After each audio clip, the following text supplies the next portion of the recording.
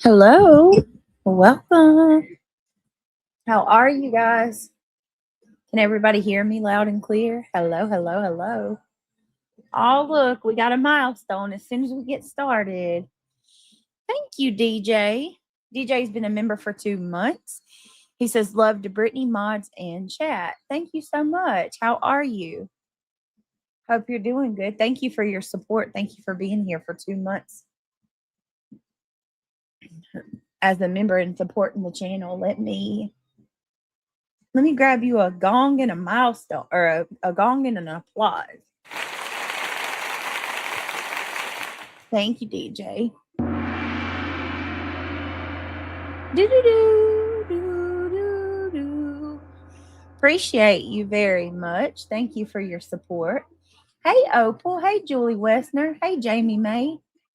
Katie Horton. Nice to see you. Last night we had military planes circling around and Apache copters flying over doing drills. Katie, where are you at? Without doxing yourself, of course.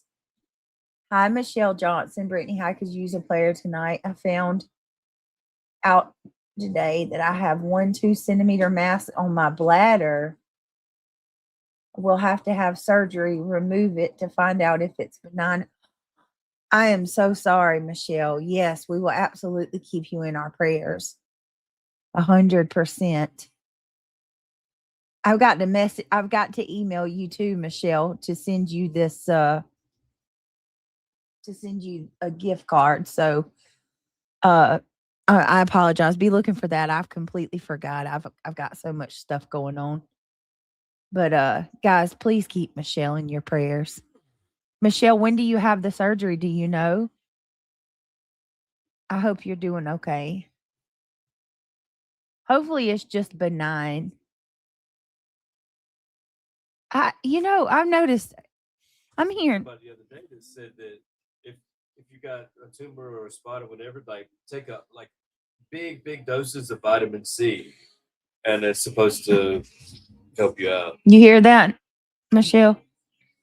Of course, like just a disclaimer for these people in the back. I know they're listening extra hard. We are not medical experts. We are not giving medical advice. As always, follow up with your doctor and all of that good stuff. Yeah, I mean, I would read up on it. Like they were saying megadose. I don't know what a megadose is. Yeah. But like look into it, read up on it. For sure. I heard that when you do a biopsy, it's like, say like you got a pimple and you go in there and you mess with it and it makes it worse. Yeah. I can see that. Because it's encapsulating something that is toxic or whatever. And then when you pop it, like it's not on the outside of your skin where it can come out. It's just gonna spread inside. That makes sense. A lot of people get a biopsy and all of a sudden everything gets worse. Terrifying. We'll be praying for you, Michelle, for sure. Please keep us updated. Hey, my Diana. Hey, beautiful lady. Good to see you. Ryan, the gamer, is in the house tonight. How you doing, Ryan? Katie Horton. Kim. How are you, Kim? Good to see you. What's up, Travis? Travis said true. How's it going, Travis? Good to see you. Julie Westner, good to see you. How are you guys? I appreciate y'all's patience. Let me see who else is here tonight. PJ, there's my girl. We are so happy to have PJ back. We've missed you. It's not the same without you, PJ. It is not the same. Everybody go throw some hearts in chat for our PJ. She's had a rough past couple days. Hey, my PJ, good to see you. I'm glad you're back. We've missed you. How are you feeling? I hope you're feeling all right. Doing all right, Travis. How are you? Hope you're doing okay. I'm already sleeping. Are you? I've been up since like 6 o'clock this morning. You didn't go back to sleep and take a nap today? I did. I took one at I took one about 12 for about an hour. Hey, Haley Mae, how are you? Hey, PJ, Carolina Moon. Let me see. Sparkleberry Shine. Hey, girl. We're deploying the 82nd Airborne. Are they? Oh, Lord. Mm.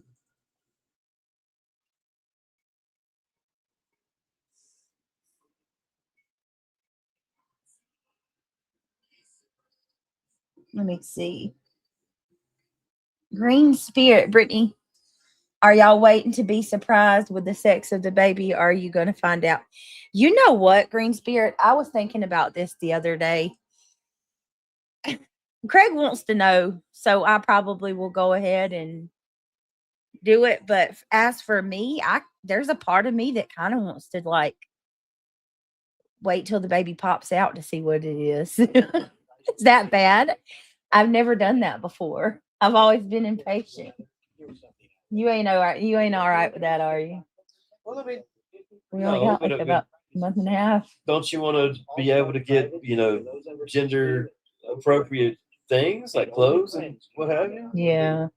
I mean, because say it's a girl, like you kind of get neutral stuff, and she won't really have a lot of girly stuff. I know. I went to Big Lots today, and oh my god, they had the cutest clothes. And I bought like 2 sets of onesies, but I had to get like mint green. You know what I mean? I can't buy what I want to buy because I don't. If I knew it was a girl, I would have spent so much money today. Might be a good thing I don't. But they have the cutest girl clothes. But what if you got twins? Bro, we'll die. There's no we're way. Need another car seat. Me and Craig will be sitting here another that. With one on each leg. Like Craig will have one and I'll have one. I gotta show y'all what Ivy League. What if it is a boy and a girl? Oh Lord. You think it's one big baby, what if it's 2 little babies? Where's reality when I need her? Like I've got to pee. I can't believe this is happening already. I just got started. I've had it rough today, y'all. This baby has been on me. You can ask Craig. I hate this. I'm gonna have to put y'all on hold because my baby mommy bladder is yeah. I live in Oregon and we had a KC 130 Hercules plane circling over my county last night, and 2 Apache chopters that flew by 3 times, practically blacked out except for their red light. Oh, that's scary. Reality said, I'm putting on my PJs. Hi, beautiful people. Y'all, we are going to deep dive tonight. We're going to go down the true crime side of things. I have been doing much research in the last 48 hours into the Duggars debacle. Let me tell you something. It is looking like we have cousin Amy, who is Jim Bob. Jim Bob is the dad. Jim Bob Duggar's niece, who is basically the whistleblower of the family. She has come out and shared how Grandpa Duggar, Jim Bob's dad, was, according to Amy, pervy. Grandpa and Grandma Duggar, according to Amy, okay, allegedly, according to Amy, the cousin, moved in with cousin Amy and Amy's mom. And according to Amy, there were strict rules set for Grandpa Duggar and, well, basically for Amy regarding Grandpa Duggar. Amy was not allowed to go into Grandpa Duggar's room. She was not allowed to go around Grandpa Duggar in shorts or anything that could even be remotely close to revealing at all. She was not allowed to sit in the living room with him and watch movies. She was not allowed to take a shower if Grandma Duggar was not home. Like they had a lot. She was not allowed. He was not. Sorry. She was not allowed to let Grandpa Duggar come to her room or go to his room. It was like they set, according to Amy, strict boundaries to prevent for her, or basically to protect her. Now, this is Jim Bob's dad, and then which is Josh and Joseph Duggar's grandpa. So then now we have Josh Duggar, who was arrested, and he's currently serving a 12-year sentence for CSAM. And then we have these new charges with Joseph Duggar, where he is being charged with touching a 9-year-old at the time. So that's why I named the title Generational Curses, because and then I've got an interview with Jim Bob and Michelle where they're talking about the different steps that they took to prevent anything else from happening between Josh and his sisters. This makes me so sick and so mad at the same time, because they are fundamental, independent, fundamental Baptist denomination, and it really like eats away at my soul, because I know people are going to use this and say crazy Christians, or this is what those kind of, they're like a cult, and this is so effing untrue. These people are special kind of, not anything that my family would ever be, we would never be okay with anything like this when we're Christian. And I've always liked the Duggars because I can relate in some ways to their what was his job? What did he do? I think he owns properties. Jim Bob, hold on a second. I think he owns properties. They had that big ass house, didn't they? Yeah. I always wonder, like, how the hell can he afford to have all that going on? Well, he is very greedy. Very greedy. Hold on a second.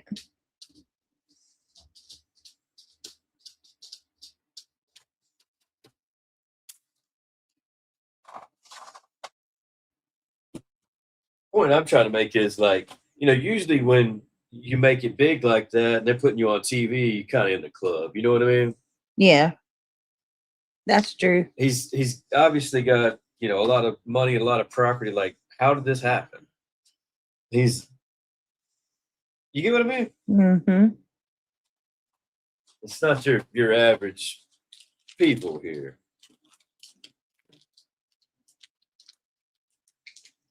All right, give me just a second. And then there's always some funny stuff going on with children with these people as well.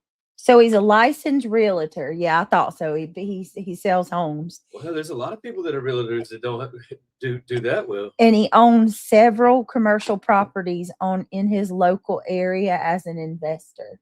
How did he get to that point? I'm not sure. You get what I'm saying? Yeah. I know that the boys work. Well, a lot of the boys work with him as well. You don't just all of a sudden buy a commercial property. What kind of commercial property are we talking about? Homes. Homes would be private property. Okay, so he owns home. He owns commercial homes. Property would be like, downtown. Yeah, commercial is business. Restaurants. I think he does both, though. Hold on a second. Well, the commercial properties will be worth more. And, that kind of checks out, but, like, how the hell did you get there? Mm-hmm. You see what I'm saying? Exactly. Yeah, because early in the show, they were building that home that Being a they real have. estate agent is like being a car salesman. It don't mean you're going to be rich overnight. Yeah. There's plenty of real estate agents that barely to get by. That his family, that he inherited a lot of property and money somehow like that, and then double it. That's Or a good question. you see what I'm trying to say? Mm-hmm. And like I said, my implication is like he's in the club. That's what I'm trying to say. Yeah. All these people always have a little backstory, but if you start digging into the backstory, it don't add up. Mm-mm. There's a lot of these people that don't have much of a backstory at all. I know some. They sell furniture for 20 years, and somehow or another they make $100,000 a year and have $1 million house. Then you've never seen them leave they never get in the car and go to work. I know several like that. They in the good old boys club. That's what they call it. Mm-mm-mm. So he had a political career too for a little while. There you go. Yeah. Come on. What kind of what we talking about? So listen, it says town mayor or what? What we talking? Jim Bob, which is also his name is James Robert Duggar. He's 60 years old. He's from Springdale, Arkansas. His political career, this is the dad, okay, Jim Bob. From 1999 to 2003, Duggar served in the Arkansas House of Representatives for District 6, which was located in northern Washington County, which is where they currently reside. There you go. His first won election in 1998, defeating Kathy McFetridge. Some real estate agent is serving in wow. He goes from real estate agent to the House of Representatives. Is that what you said? Wow, that's a big jump. He first won election in 1998, defeating Kathy McFetridge with 56% of the vote. He was reelected by a wider margin in 2000. Duggar was vice chair of the House of Corrections and Criminal Law Subcommittee, and also participated in the committees on insurance and commerce and judiciary. I mean, he's deep in the damn club. In 2002, you rather don't get that deep until you start diddling. I know. Pete Diddler. In 2002, and all his children's Pete Diddler. I mean, what do you think? In 2002, rather than seeking re-election to the state house, Duggar ran unsuccessfully in the Republican primary election for the United States Senate. He must not have did hard enough. Craig, we don't know about him, but we gotta. I'm saying it's a theory. It's a game theory. He was defeated by his incumbent Senator Tim Hutchinson by a lopsided vote of 71,576 to 20,000. Damn, people wanted him out. They didn't rig it. 20,546. Rigging harder. In 2006, Duggar unsuccessfully sought the Republican nomination for the District 35 seat in Arkansas State Senate. He lost to his opponent, Bill Pritchard, I remember that, by 200 votes. In 2021, that's Clinton land, he ran again in 2021. I don't remember this. Duggar announced his second candidacy for the state senate, now running in the 7th district. The election, the election was triggered after the incumbent Republican Lance Eads resigned. Duggar finished third out of 4 candidates in the Republican primary with 15% of the vote. So that's where his political career halted. Was 2021. Vindicated in my theories. So yeah, so here is when him and okay, let me pull this up real quick. Hold on. And reality, do you want to come up? It's up to you. I'll drop the link if you want to come up. I appreciate you guys being here, by the way. Just some good old boys. Down on the black and white chip. Never meaning no harm. Beat all you ever saw. Been in trouble with the law since the day they were born. All right. Stop. So here's I don't know Candle why. in your fart? It would nag my soul to be called Jim Bob. I gotta tell y'all, I would never. You don't make it that far. I was saying just a show, but I mean, he made it pretty damn far in politics too, apparently.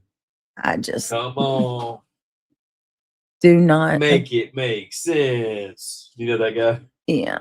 Make it make sense. Come on. You see. He goes from just a real estate agent to all of that. He has some connections. Okay, here we go. All right, let's do this. Pull up this so y'all have something to look at. So, because we're going to give a little bit of backstory. Let me come back to y'all real quick. All right, this is Jim Bob and Michelle and their kids. Okay. Question. Put a 1 in chat if you are familiar with the Duggars. Put a 2 if you are not so much, because I know not everybody is like me. Not everybody watches this. I think we're all older. We all know who they are. If it was some younger kids, they probably wouldn't know who it was. Give me a second, you guys.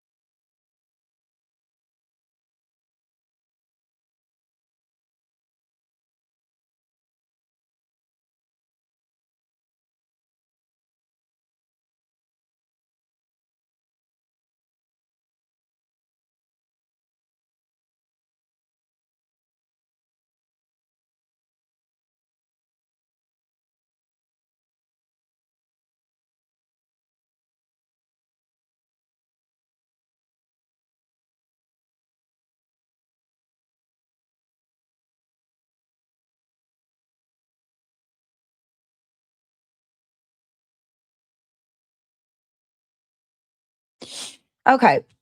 So we're going to, all right, let me see how many. Okay, there are some two. All right, I always like when y'all don't know about it, so I can tell you about it. I don't know why. It's like I get to share news with you. I didn't know he was into politics. Did you? I did not know he had a political career. I knew that Josh dabbled. All right, reality. I'm dropping the link because your girl has got to potty. It's hurting. Yeah, I ain't gonna stay around long. So. All right, so okay,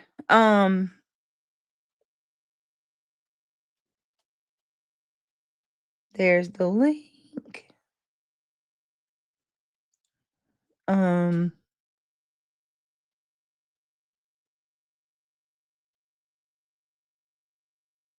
Okay, let's see. It's dropped. All right, and I'm going to say this before we get started. Nomad Beads, thank you for that email with the layout of the Duggars arrest. I appreciate you sending me that. I just got to say this for the sake of the stream, you guys. Thank you all for being here. If you don't mind, take a second, click that thumbs up. Thank you for hyping the video last night too, guys. There's quite a few of y'all that hyped the stream from last night. I appreciate that. Please click the thumbs up. Consider becoming a member if you haven't already. And if you want to join, wait a minute, that's the same thing. Becoming a member, joining the Club Mabel, it's greatly appreciated. We also do have the goal if you want to help out that way. It is not expected, but it's always appreciated. I was fascinated with how many kids they had. I know, Nomad. She was pregnant every year since like 1988. All right. Hey, Reality. Hey, dear, go to the bathroom, Missy. Thank you. Thank you. All right, guys, I'll be right back and then we'll read this. Mm-hmm. Oh, thank you so much, Reality. You're welcome. Hello, everybody. It's good to see y'all. Hope everybody's doing well. And as she said, I'll reiterate, please hit that like button. We appreciate y'all being here.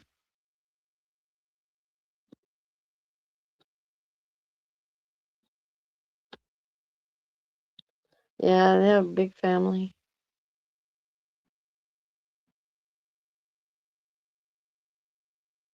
I think half of them are married and have children.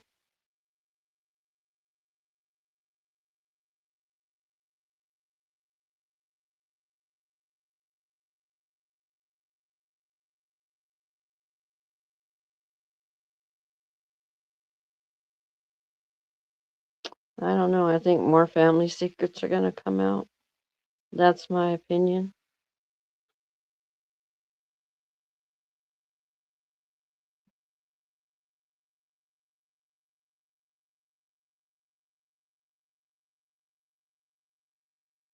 Apparently, they were into real estate, commercial. So they made some kind of money. And then, of course, they got the show. So they were making money off of that.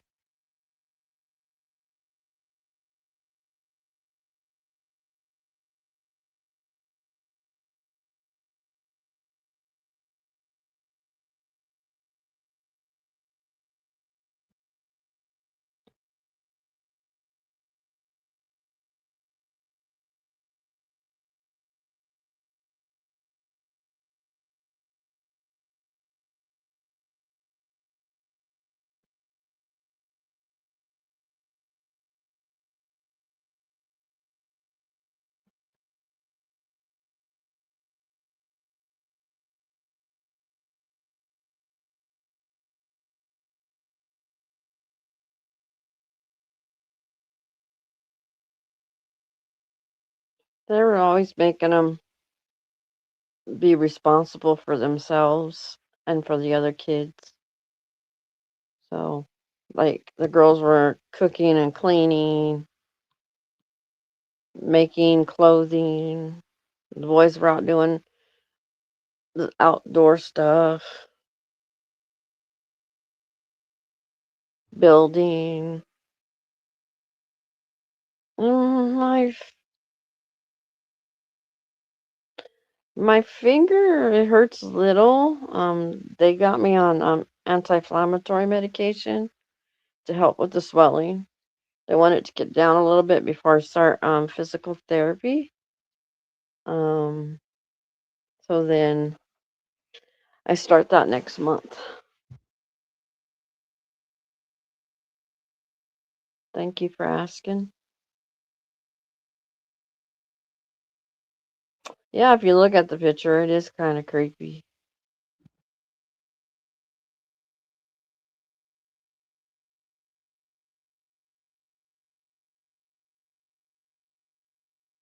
Hey, Katie. Hi. Good to see you.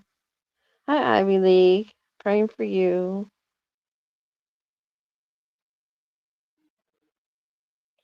Hi, Coffee Crime. And Cats. Good to see you. DJ, I'm still praying for you as well.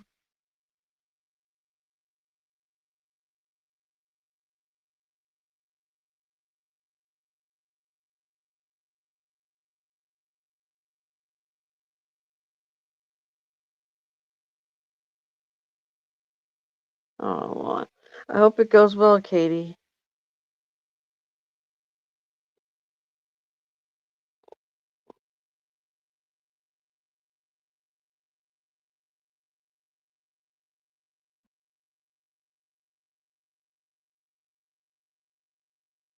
Come on, you guys, hit that like button. It's free. It doesn't hurt.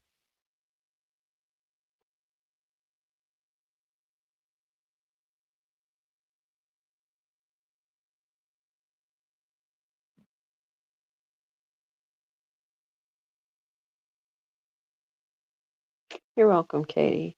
Hi, Ryan. It's good to see you.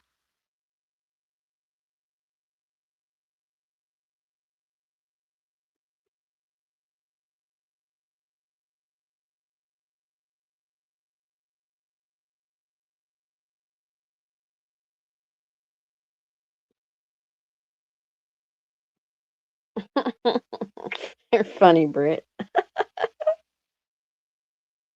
Hmm. I know, Mad. Yeah, even those out there in the bushes, hit the like button. Or hit hit hit the down button. Either way, it's engagement.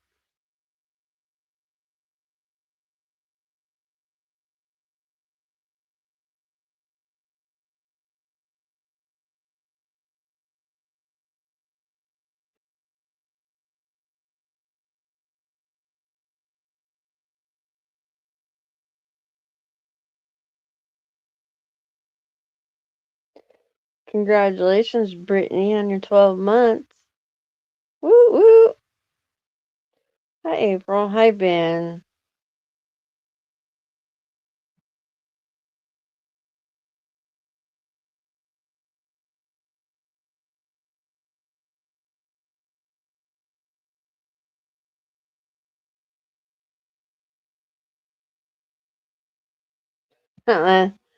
That's cute, Ben. I like that story.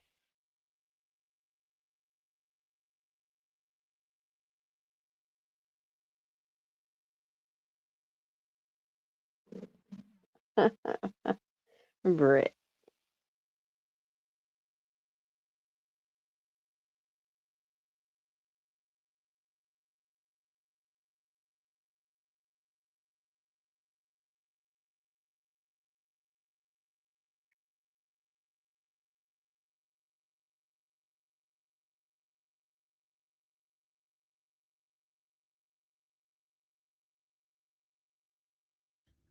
All right. Are we She's ready? bad. I said, I'll hype my damn self. Welcome Big back. accent, isn't she? Oh, she's straight up Atlanta. She still lives there. All right. What? I figured they talk like you. No, she's got a deep, deep Southern Atlanta accent. Sound Like like Savannah. they say, or She said Atlanta. Atlanta. Yeah, that's how Atlanta. That's how they talk down there. Atlanta. How did you not turn out like that? Well, I didn't Congratulations. grow up in. She grew up in the city. Like she's lived down there. The city people have a thicker accent. Oh God, yeah. And I grew up like in the suburb, like metropolitan area around Normally, it. the city people don't have the accent. The country people do. Yeah, no, she's got that deep, like dirty Not South ATL. Atlanta. Yeah, like T.I. Well, it ain't quite like T.I.'s, but she's got it. You could tell, yeah. But she's successful as hell. She's a realtor and she makes millions. Oh, next she's gonna be in the Senate, like Yeah, right. that's what happens. You go from every realtor all of a sudden becomes, you know what I mean? I didn't think about that. Good catch. Every realtor just magically becomes It's usually the realtors. Dive on in there. They have their own show on TV. Right. Yeah, I don't Atlanta's think so. not that bad, guys, to be honest with you. No, Atlanta's great. You just, I mean, city's the city. But City's dangerous no matter what city you go to. there But are Atlanta, there are parts that are absolutely beautiful. oh yeah, gorgeous skyline to it. The historic part of it is just Oh absolutely. man. So my parents are from a park called Cabbage Town. I've heard that. So you're a I've heard Cabbage that. Patch Kid? Like that's where my parents grew up at, was Cabbage Town You in look like a Atlanta. Cabbage Patch If Kid. you are a true Georgian from Atlanta, you will know Cabbage Town. But the homes there are millions of dollars now, like in the neighborhoods that my parents grew up in. When they were younger, it was just a lower to middle class area. Isn't that to weird how where- that happens? Like the house Yeah. is still just as crappy as it was, but Yep. but the property value goes up. That's what they did too. They didn't even tear those houses down. They built onto them. Just Yeah, remodel. they Yeah. just refurbished And them. it's like you know what the city houses look like, Rockingham, basically. Think about where your parents lived. The houses in Cabbage Town look just like the ones in where your mom and dad lived in Rockingham. Yeah, just downtown. What It- do you call that? It reminds me of Colonial if style. you drive through that part of Hamlet where all the sidewalks are and stuff. Like I swear that looks like there's a term for it. I don't know if it's colonial style or what. I don't know. That's the town. It looks just like how like even that house that we lived in that burned down. They had the sidewalk that went in front of it. Like They spend more money fixing those into a modern house than they would just building a modern house. Yeah. Yep. But they look awesome when they're done. They do. It's beautiful. Cabbage Town is beautiful. Ivy League says my mom is a realtor and she also is the president of the Republican executive committee in her state. Well, I know you're a truther. So your mama's not in the club. That don't mean everybody's in the club. Right. Right. No, Ivy League's woke. She's very woke. Okay. I love Centennial Olympic Park in Atlanta. Yeah, it's beautiful. Listen, if you don't do anything at all, you got to ride through there at night just one time. Yeah, it's beautiful. You got to drive I-20, 285, and 75. I-75. You got to drive through Atlanta and hit Spaghetti Junction at least one time.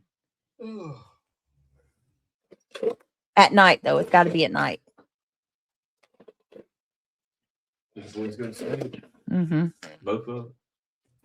Yep. I'm gonna paint the skyline.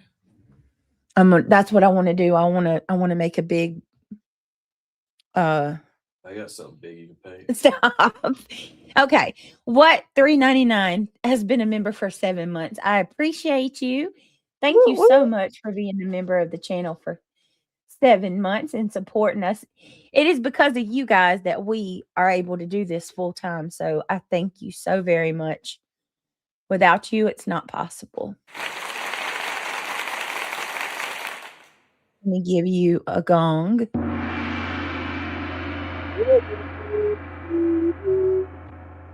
That's what it reminds me of.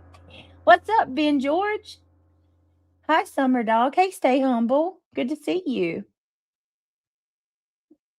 Yeah, she does stay humble, but I don't think she's as naive as she comes off as, especially after the course of the last few days, which we'll get there. But as for right now, let's go ahead and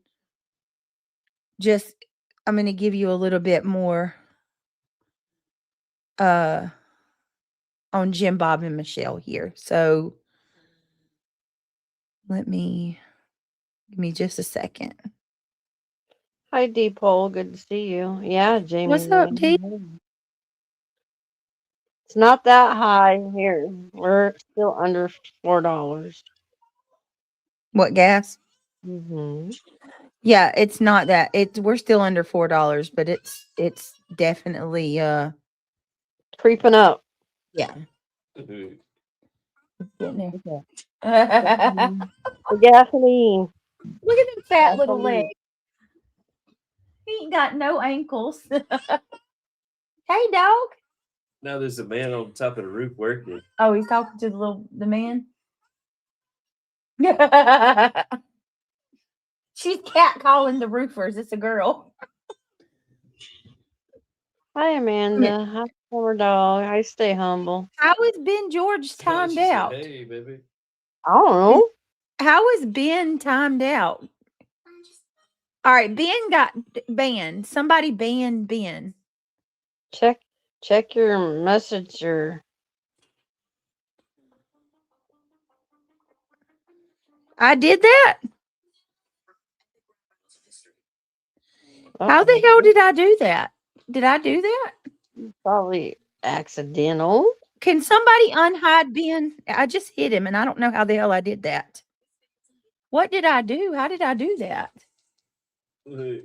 Ben, I didn't mean to do that. I'm sorry. After a moment, Kind of our gasoline is going up because of the war. I think that's what they think of us, you know. Yeah, Carolina Moon, can you unhide I Ben? think they think we're their new mamas. Holy shit, Ben, I'm so sorry. I did not mean to do that. Holly, I can see you. How in the hell did I do that? I don't even what? What is happening? Were you holding your phone funny? Because sometimes when you do that, things like that happen. I had to have. What is wrong with me? Let me make sure, Ben. There he goes. Ben says, I'd love to be Ben. Ben, I don't know how the hell I did that. I'm sorry. What's right with you? Ben messaged me and was like, why did I get time tabs? Thank you, PJ. Poor Ben. All right, I'm staying away from the chat. Because I'm not going to ban anybody else. Thank you, mods. See what happens when you were in there typing? Yeah. I think it's when I clicked on the milestone. Yeah, probably. Yeah, it did happen like that. Hey, Nosy Rosie. What's with all these girls getting these nose rings with the hoop? Hey, Patterson. I don't know, but I want to get mine pierced again. Like the bull? That's so ugly to me. I'm sorry, no offense to anybody. It's not attractive. I don't like the bull nose ring at all. I do want to get my nose pierced again, but it's going to be one on the sides is the little. Okay. Yeah. I want a little stud back in my nose. Carolina. Good question. All right, guys. Here we go. Get into it now. All right, let's get started because I've done a lot of work into this. And I think you guys hopefully will be interested. Okay. So we're gonna go into him and Michelle first. Okay. So the picture on the screen, obviously, this is Jim Bob and Michelle Duggar. They are the parents of 20 children. They had a successful reality show on TLC for years called 19 Kids and Counting. A lot of us watched it. They started getting pregnant from 1988 all the way up until I think her last baby was Josie. 16 years ago. Yeah, in 2009 she gave birth to Josie. Doug, that was the last. Well, they had one more named Jubilee, and that baby was stillborn. Yes. Yep. Hi, Travis. Here we have. Let's go ahead and read them about the marriage first. Okay, so in 1984. Jim Bob married Michelle. Mm-hmm. Michelle Annette Rourke Rourke. Yeah, Michelle Annette Rourke. And then they had 19. They went on to have 19 kids. Like they got married in 84. By 88, they started popping out babies. So together, the couple has 19 children. They have Josh Duggar was born in 1988. Twins Jana and John David, who were born in 1990.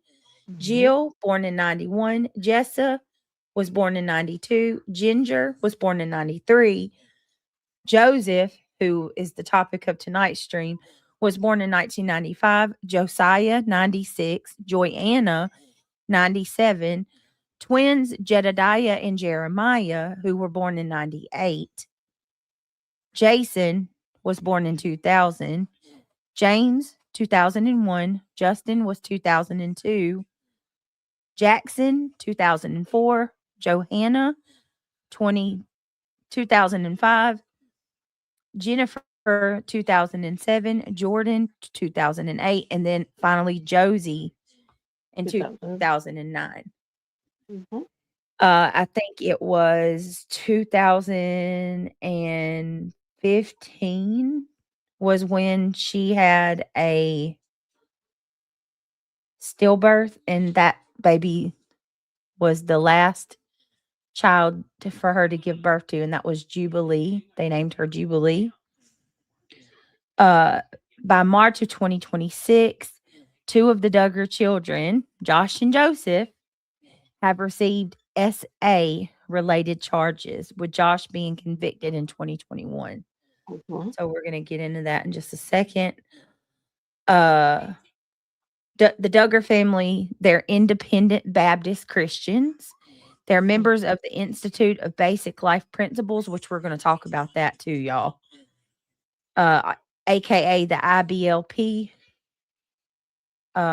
It's a homeschooling program run by a Christian minister by the name of Bill Gothard.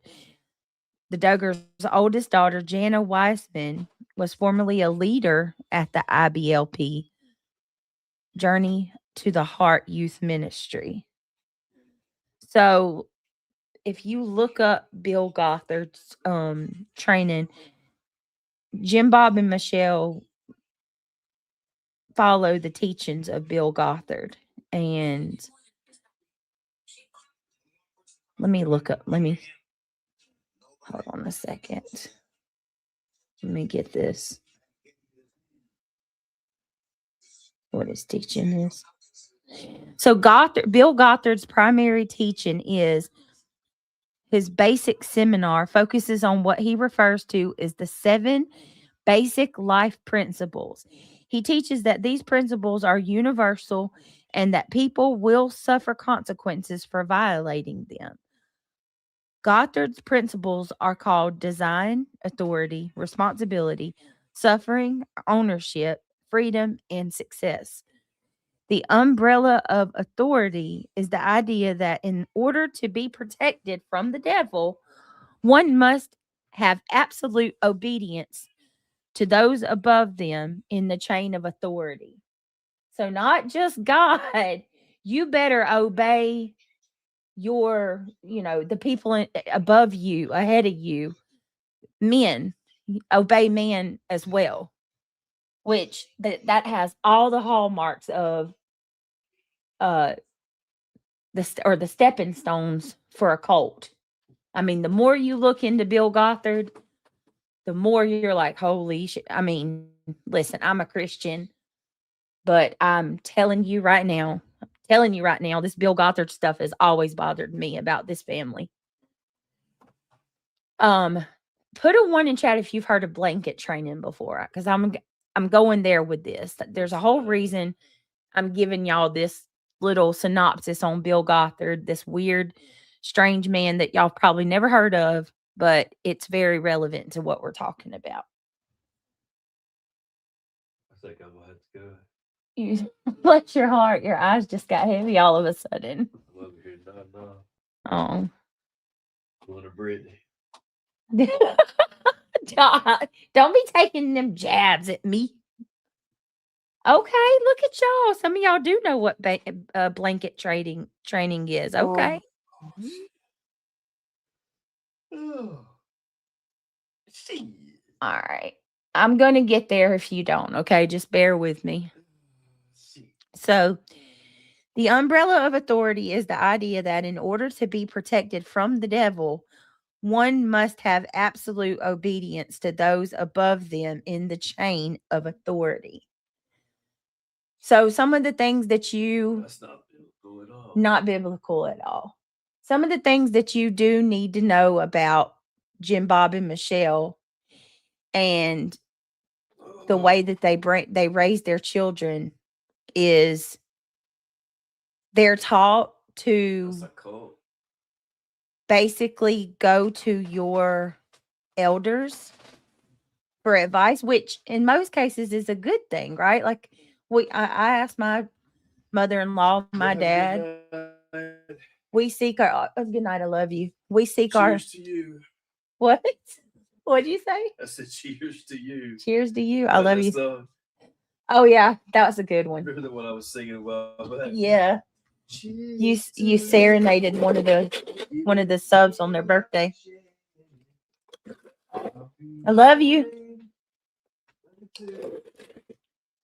They're like, he don't say it back to her. Yeah, he does. Okay. That's a really, really beautiful picture of okay, whatever. All right. So anyway, let's keep going. So many kids, I forgot the names. Pink Warrior. Okay, where was I? Talking about the training. Oh, so these kids are taught that you go to your, the people ahead of you in the church, in the family, and you seek out and you talk to them for advice on anything. There's no individuality with any of these children at all. None whatsoever.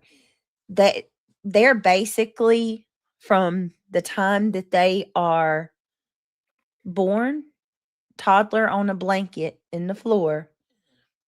From that moment on, they are taught what to think, how to feel, what to feel, how they should feel.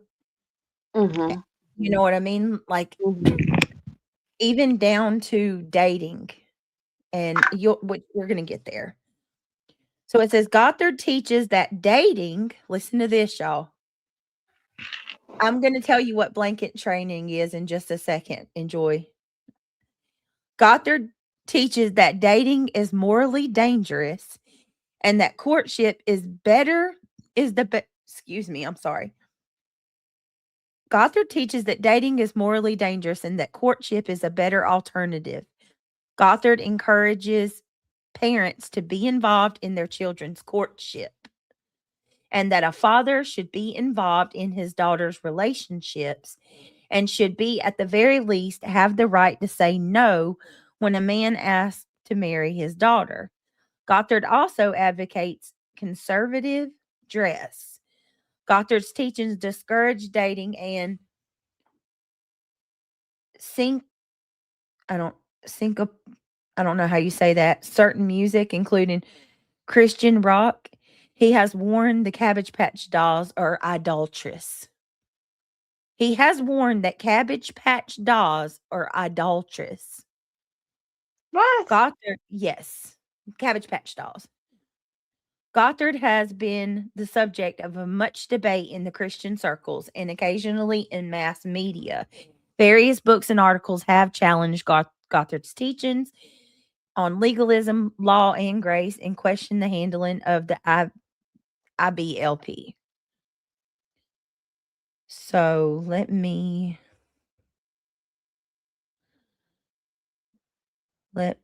go right here and give me just a second. I'm going to pull this up.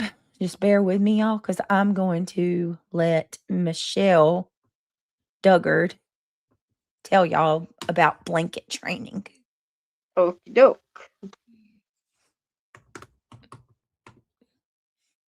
I cannot. And it's like, I'm so aggravated with this situation because I did advocate for this family for a long time. Like, Katie Joy has like been on these people for Katie Joy has had it out for them for a long time. And I would get so mad at her because I felt like she would pick on them unnecessarily. And don't get me wrong, she has slandered this family in a lot of ways. But I'm so angry that like I know that people are going to look down on Christians because of this. You know what I mean?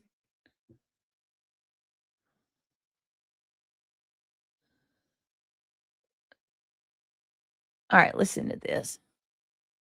Hold on.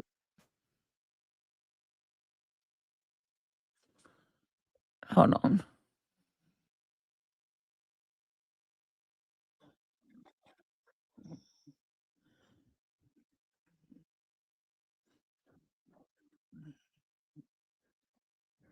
Hold on. Hang on, guys.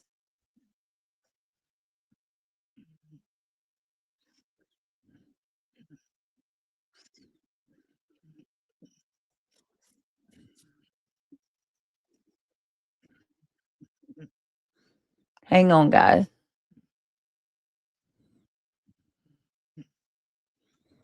All right, listen to this. This is kind of, and to be honest with you, it's a little creepy. I find it a bit creepy the way Michelle talks. All right. I don't like the way she talks either. It gets under my skin. Some of the girls actually, the daughters have talked about it. Mm-hmm. And they talk about how their mom has never yelled or raised her voice at Is him. this a true representation? But they said that it scared them more when her voice would get more quiet than it already is. Bill was never married, oddly. The horror stories that come from the actual training and alert academy that all Duggar boys attended, except John, David, and Jason. Yes, flight nurse, it is creepy. I'm going to also, I'm going to read about Bill. There are essay allegations against Bill Gothard as well. So here we go. Listen to this. Of blanket training? I know that. Is this a true representation of blanket training? I know that there was a particular style of child training called blanket training. You put the kid on a blanket, probably 6-month-old, and you put something they want just outside of reach off the blanket. And when they go to reach for it, you hit them. And if they continue to reach for it, you hit them again. The idea is you're breaking the rebellious spirit they are born with. Context matters in all things. This is a great example of how describing something in a certain way to purposefully make it look like an evil plot can completely skew and misrepresent it.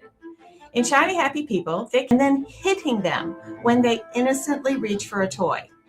That is completely misrepresenting what it is and what it is about. Here's another example of how this misrepresentation of blanket training is spreading on the internet. It does look very sweet and happy and, oh, their family is so well behaved. And then when you learn why they're well behaved, it's really dark. Michelle was talking about how she did blanket training with her up to infants, where you would put them on a blanket and then you would put their favorite toys on the outside of the blanket. And when they go to reach for it, you would smack their hand until they realized, oh, I can't make any decisions without your approval. And oh my gosh, my heart was just breaking. I almost burst into tears just thinking about this poor baby. I mean, we're talking about babies that they're doing this with. If this is what blanket training really was, that would be abusive and a horrid thing to do. And if that were what blanket training was like, I would be completely with the critics of it. But that's not the way I have ever seen it done. And if you listen to the way Michelle Duggar describes her blanket training time, does it sound like she's being deviant, angry, and mean to her child? So blanket training was also covered in Michelle Duggar's book. I would focus on blanket training, calling out, okay, boys, it's blanket time. Oh, isn't this fun? Come pick a toy so we can have blanket time. We're going to practice. Okay, Mama, sit really still and look at me with big old smile. I want to see that smile now. Oh, Lord. Be still. In a little basket, I collected some special things I knew the twins would love to play with. Then, when I cheerfully announced it was blanket time, I let each boy pick one toy from the basket. This was some appealing toy or puzzle they got to play with only during blanket time.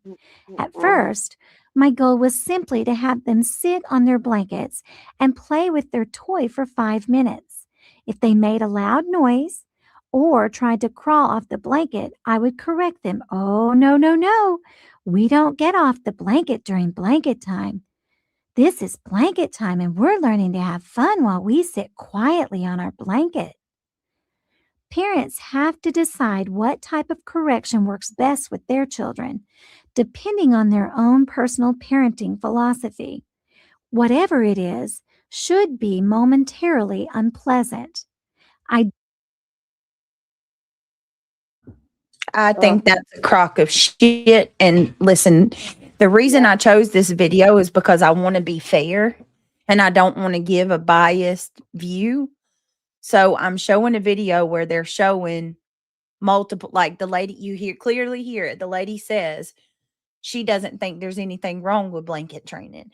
And then you hear other people describing it and they have issues with it. I personally find it to be wrong. And you're talking about a toddler. You're talking about a baby that is 6 months old. You sit your baby on a blanket, you give them a toy, and if they go off of the blanket, you correct them. And you heard what she just said.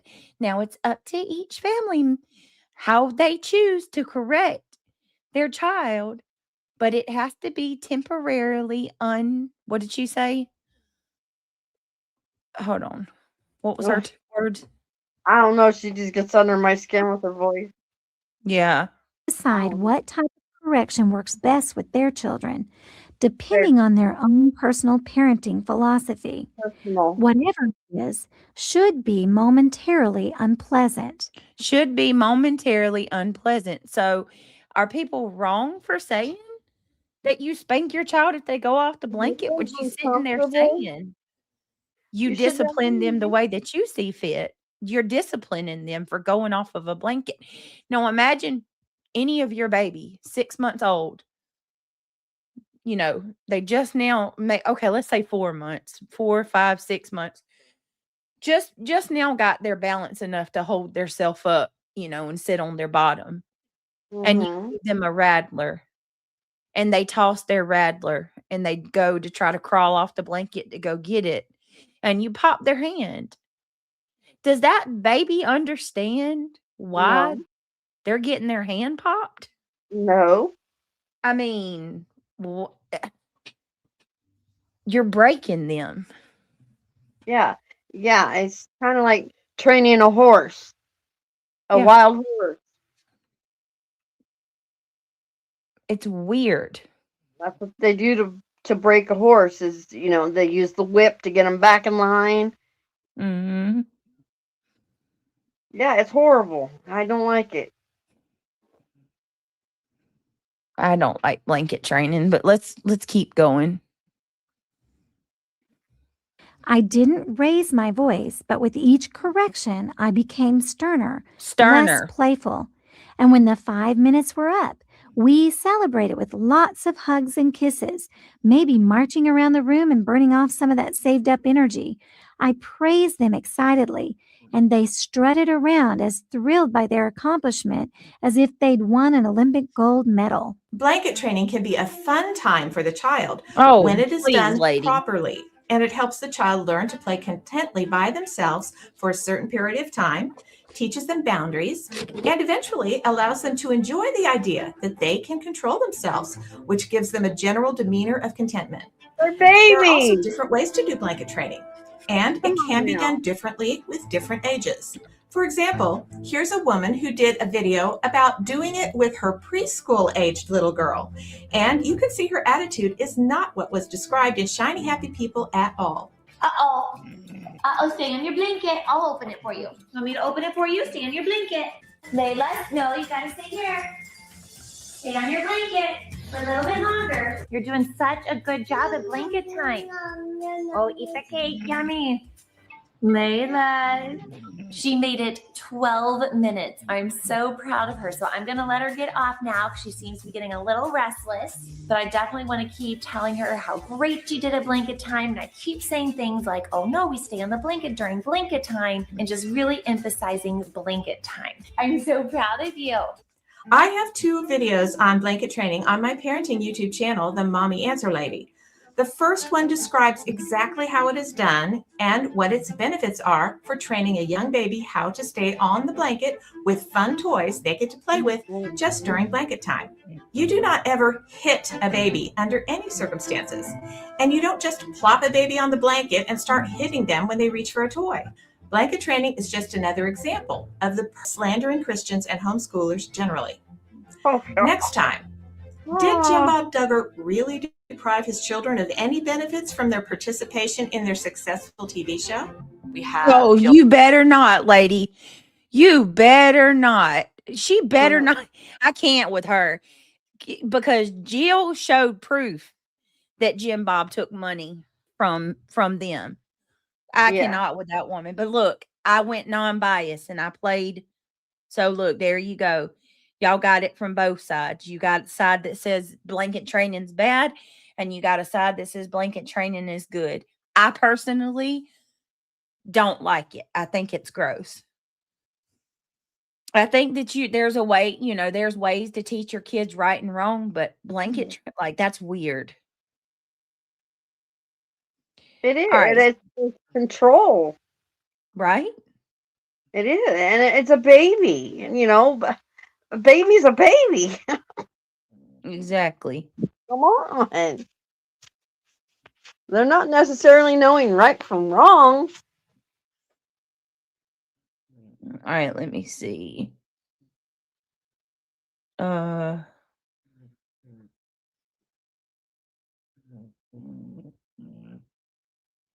Give me 1 second. I'm pulling this up about Bill Gothard. All right, the SA allegations against Bill Gothard. On February 27th, 2014, the Board of Directors of Institute and Basic Life Principles placed Gothard on indefinite administrative leave while being investigated on claims that he sexually harassed several female employees and volunteers. No criminal activity was uncovered, but the investigation found that Gothard had acted in an inappropriate manner. The claims had been publicized on the Recovering Grace website, which, in a support group for former followers of Gothard's teachings, as many as 34 women who worked for Gothard, 34 women claimed that he had harassed them. Gothard denied the allegations and admitted no wrongdoing, but announced his resignation from the Institute in order to listen to those who have sought against him. In a 2014 statement, he apologized for, quote, holding hands, hugs, and touching of feet or hair with young ladies, admitting that his actions crossed the boundaries of discretion and violated trust, but argued that they were not intended to be sexual. Why are you touching all these women everywhere? That's weird. On June 17th, 2014, the IBLP issued a statement summarizing the investigation conducted by outside legal counsel. They asserted that although no criminal activity was uncovered, Gothard had acted in an inappropriate manner, and so it is not permitted to serve in any counseling, leadership, or board role within the IBLP ministry. In July of 2015, Gothard relaunched his website 1 year later, and he stated that the women who claimed that he had harassed and SA'd them were, quote, not telling the truth. It also included testimonials from several women who had long known him and who had never been harassed before. In 2016, Gothard and the IBLP were sued by a group of alleged victims who accused him of sexual harassment and, SA. The plaintiffs voluntarily dismissed their lawsuits in 2018, citing unique complexities within the statutes of limitations, but emphasized, we are not recanting our experience or dismissing the incalculable damages that we have believed that Gothard has done. In 2022, 3 of the alleged victims added that they withdrew the lawsuit because they were threatened a countersuit and high emotional toll and re-victimization through the lawsuit process, which was keenly felt. So they claimed they were threatened. Mm-hmm. This caused key plaintiffs, one still within the statutes of limitations, to drop out, affecting the case as a whole. In 2025, the Texas Supreme Court ruled that another lawsuit against Gothard and the IBLP could proceed. 2 women alleged that from 1996 to 2011, they were subjected to SA from family members, friends, and that Gothard and the IBLP were involved in the civil conspiracy regarding the abuse. Well, so, oh my Lord. Wow. Hi, Astra. Good to see you, dear. Hope you're well.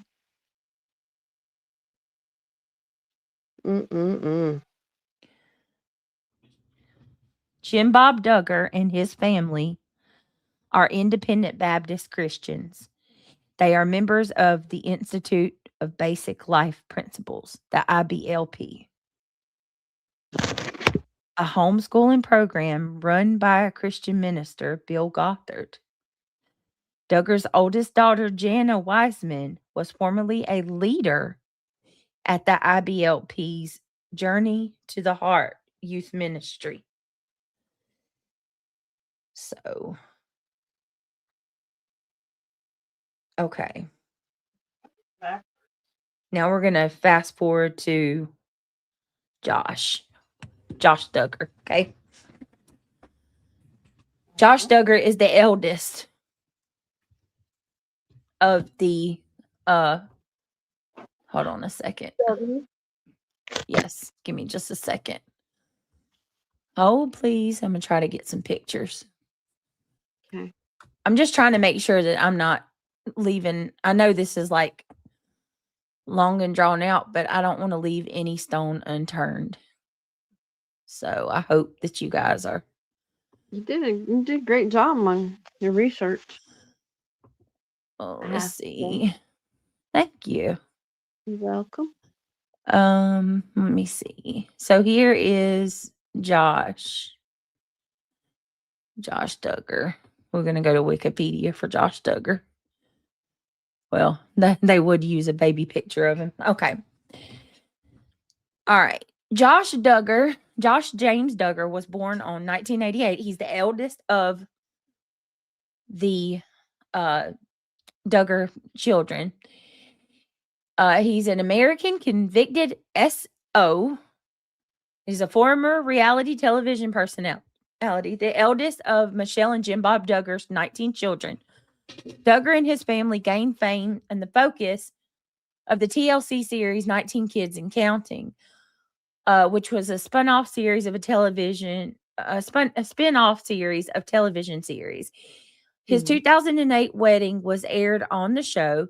He served as an executive director of FRC Action.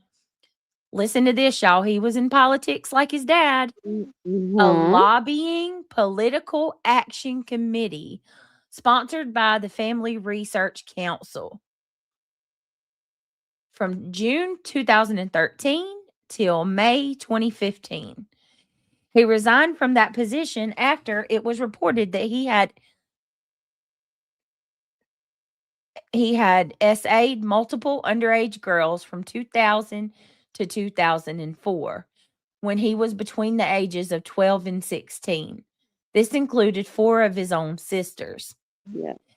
These revelations led to the cancellation of 19 Kids and Counting on July the 16th, 2015. Yep. 1 month after the show's cancellation, the Ashley Madison data breach revealed. Now, for those of you that don't know what Ashley Madison is a website where married people go Cheaters. to hook up with others and cheat on their wife. It is specifically for the purposes of cheating on your spouse. Yep. So, in 2015, Ashley Madison had a data breach. Mhm. Yeah, I thought he was And into her.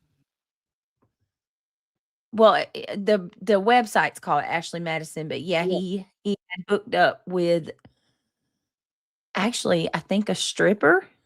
Yes. And she gave a horrifying testimony of what happened between him and her. He took this girl to the hotel. I think that he choked her. Well, hold on. I don't want to get too ahead. Hold on. We'll get there. He done some horrific stuff. Yeah. Let me see. Okay. 1 month after the show's cancellation, the Ashley Madison data breach revealed that he had paid for sexual services while he was married. The fallout was named one of the 10 big scandals of 2015 by the USA Today, and the Washington Post listed Duggar as one of the 15 most hated people on the internet for that year. While the family 15 most hated people. While the family returned to the Counting On spinoff with episodes released 2015 to 2020, Duggar did not take part in this production. On April the 29th, 2021, Duggar was arrested by U.S. Marshals on charges of receiving and possessing CSAM. Soon after his arrest, the family's Counting On series was canceled. Mm-hmm. Duggar was found guilty on all charges on December the 9th, 2021, and sentenced to more than 12 years in prison on May 25th, 2022. Now, mind you, in my research over the last couple days, I've learned that Josh Duggar has actually tried unsuccessfully multiple times to file appeals to get out of jail and have his charges reversed. He has used everything from ineffective counsel. He has used that the allegations against him were false. He has used that the cops didn't do they didn't abide by protocol when he was arrested. I mean, he has tried numerous unsuccessful attempts to get out of jail since he's been arrested. I mean, since he's been sentenced to 12 years. Yeah. Josh Duggar was born on March the 3rd, 1988 in the city of Tontitown in Washington County, Arkansas, to James Robert and Michelle Annette Rorick Duggar. For most of his youth, Duggar was homeschooled and passed Arkansas state test for a general equivalency diploma. So he got his GED at the age of 16. Yeah. Although he expressed interest in law school, Duggar ultimately did not attend college. I didn't know that. I thought he went to college. Nuh-uh. How did he get a political career without going to college? It's who you know. I thought you had to go to college to be in politics. I don't think so. Wow.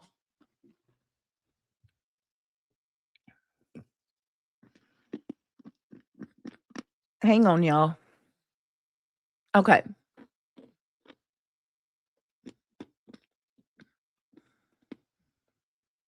Yeah, he got married to Anna.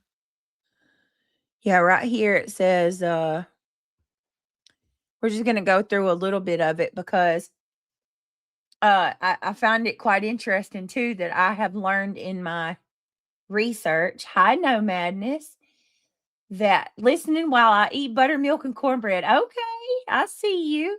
Reminded me of my grandma. I find it Josh very interesting. Josh Just a was little. in politics for 2 years. He was what? Josh was in politics for 2 years. 2 years. Okay. 2 years. So he was following in his dad's footsteps. Mm-hmm. Hey, Jody with the good hair. How are you, beautiful? Okay. So listen to this. I find it very interesting. In my research in the last couple of days, I'm learning that Josh and Joseph Duggar, the one that was just arrested, Mm-hmm. are frequently in contact with each other, and they are very close, ironically. So that's just a little side note. All right. Starting in 2005, Duggar appeared on a number of reality television shows about his family, beginning with a program on Discovery Health when he was age 17. The most prominent of these programs was the TLC series 19 Kids and Counting, which debuted in September of 2008. Duggar's wedding was featured in the episode broadcast on January 25th, 2009, which included the planning, preparation, rehearsal, ceremony, and reception. Duggar and his wife have stated that they saved their first kiss for their wedding day. Multiple episodes document Duggar's children, including Grand Duggar's first birthday, airing on December the 7th, 2010, where Duggar celebrates his daughter Mackenzie's first birthday and announces that the expected birth of their second child. The first grandson, airing on June 19th, 2011, which featured Duggar and his wife introducing their second child, Michael James. And Grand Duggar Makes 3, airing on June 16, 2013, a Father's Day special introducing the Duggars' third baby, Marcus Anthony. A special titled Josh and Anna, Our Story, aired on October the 22nd, 2013, reviewed the couple's first 5 years of marriage.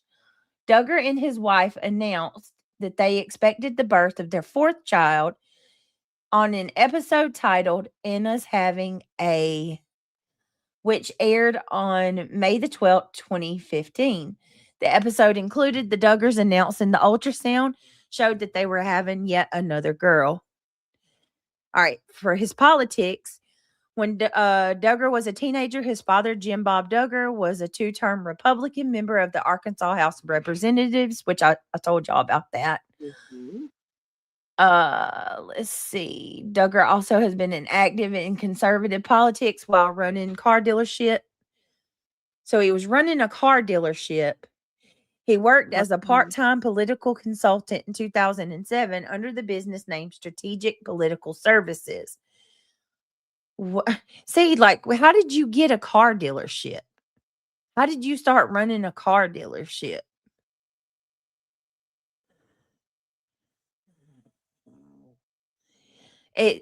I see, that's interesting to me.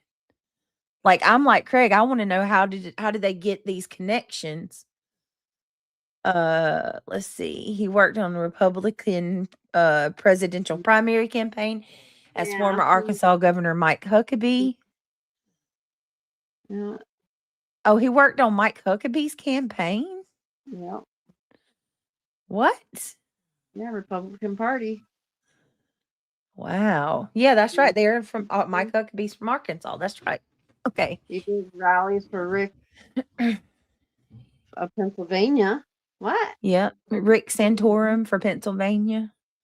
All right. In June of 2013 to May 2015, he was executive director of FRC Action, a political action and lobbying organization sponsored by the Family Research Council. Let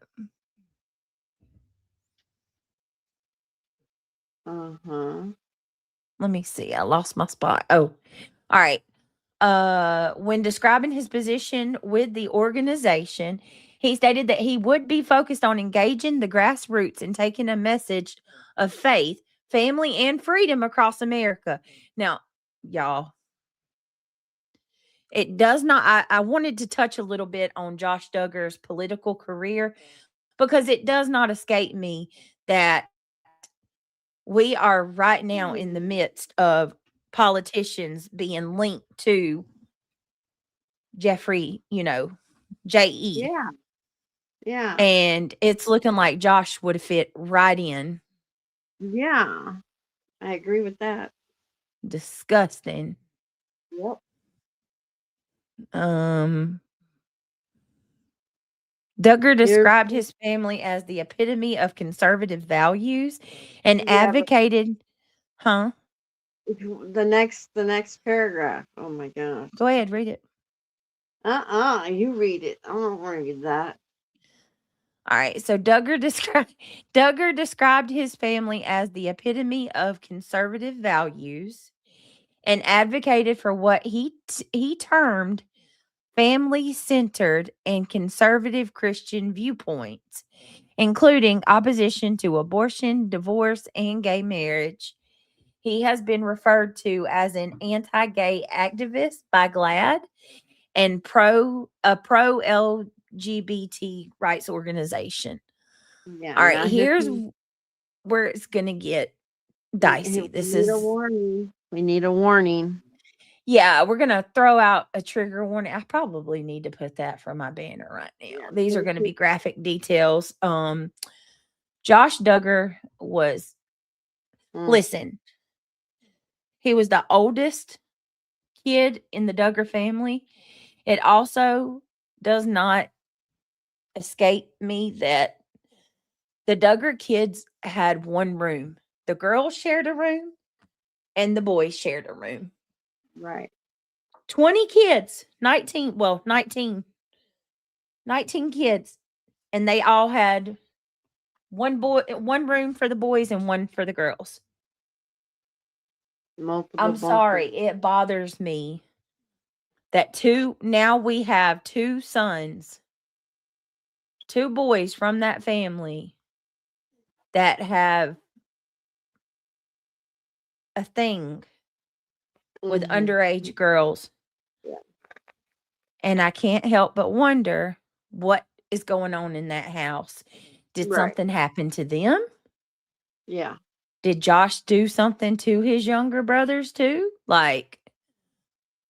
Because I'm going to go through a bit of an interview with Jim, Bob, and Michelle in a little bit, and they are going to describe how they protected the girls when they found out that Josh had touched his sisters. And it absolutely is, it's heartbreaking and horrifying the way that they try to downplay what Josh did. Yeah, sweep it under the rug and basically say it was no big thing, in their mind. Come on now. Yeah, I mean, there's a lot in the way a person describes something, and we'll get there. Just let me read this part, and we'll go to the interview. All right, so it says, as a young teen, Josh, between 2002 and 2003, okay. As a young teen, Josh touched the breast and the genital region of his sisters on multiple occasions while they were sleeping, and sometimes when they were awake. 4 of the victims were Duggar's siblings. He had reached under the dress of a younger sister who was in his lap, cornered a sister in the laundry room to reach under her clothing, touched a much younger sister who, according to the Duggars, didn't even understand she had been improperly touched. The 5th victim was a babysitter. There you go. A babysitter. His parents said that they learned of Josh's SA behavior in March of 2002. The following July, Josh admitted to harming, SAing one of his sisters, and his parents disciplined him at home. His confession was not reported to police. In March of 2003, let me see. The babysitter. Yeah. The parents learned of additional incidents and victims, and Jim Bob brought the issue to their church elders and to their closest friends, Jim and Bobby Holt. The Holts informed their daughter Kaylee, whom Josh had been courting. She wrote an angry note about the matter and stored it between the pages of a book. Josh was ultimately sent away from home for 3 months. Jim Bob told police that during this term, hold on. So he was courting another girl before Anna. I do. Let me see. Yeah, it says Kaylee. Okay. Yeah. At this time, he was dating a girl named Kaylee. It was 2003. He was like 14, I think. Yeah. All right. So Josh was ultimately sent away from home for 3 months. Jim Bob told the police during this time that Josh stayed at the Veterans Affairs Hospital in Little Rock, Arkansas, allegedly attending a counseling program by a Christian ministry that involved physical labor. However, Michelle Duggar would later tell police that Josh was not involved in counseling, instead working under a family friend to help remodel the building. In Jill Duggar's memoir, Counting the Cost, she says her parents told her that Josh had a temporary construction job with family friends. Wow. In July of 2003, after Josh returned home, and 16 months after his initial confession to his parents, Jim Bob took him to meet Joseph Truman Hutchins, an Arkansas state trooper, and the family acquaintance. According to Josh and his parents, the meeting was the first time that any law enforcement authority was made aware of the abuse. Under Arkansas state law, law enforcement officers, as mandated reporters, are required to alert the Arkansas Child Abuse Hotline when learning of SA. However, Hutchins did not take any official action. He reportedly gave Josh a stern talking to, y'all. Jim Bob later claimed that Hutchins was told the entire story and that Josh admitted to Hutchins that he had SA'd several children and apologized. Speaking via a lawyer, Hutchins disputed part of the account, saying that he was only told of a single act of incestuous molestation and that he would have responded differently had he known of additional instances and victims. Hutchins was himself convicted, y'all. Hutchins was himself convicted in 2012 of unrelated charges relating to child SA material and was sentenced to 56 years in prison, y'all. Yeah. Matthew saying hi. Hi, Matthew. Now, what are the odds that Jim Bob, what's up, Matthew? Good to see you. What are the odds that Jim Bob takes his son, who has SA'd multiple family members, to a guy who later on is ultimately convicted of the same, basically? And a babysitter. You can't make this shit up, bro. Hi, Moon. Right. Hey, Moon. Wait, where's Moon at? They're saying hi to Moon. I don't see her. I don't know. Hey, Moon, if you're here. If he's thinking that I'm Moon, I'm not Moon. I'm reality. Matthew said, hey, Moon. I'm kind of scared of you. What are you scared of Moon for, Matthew? You don't got it. Moon's hilarious. I don't think the babysitter was family, Astro. Oh, he's talking to you, Carolina. All right. Oh, Carolina. Yeah.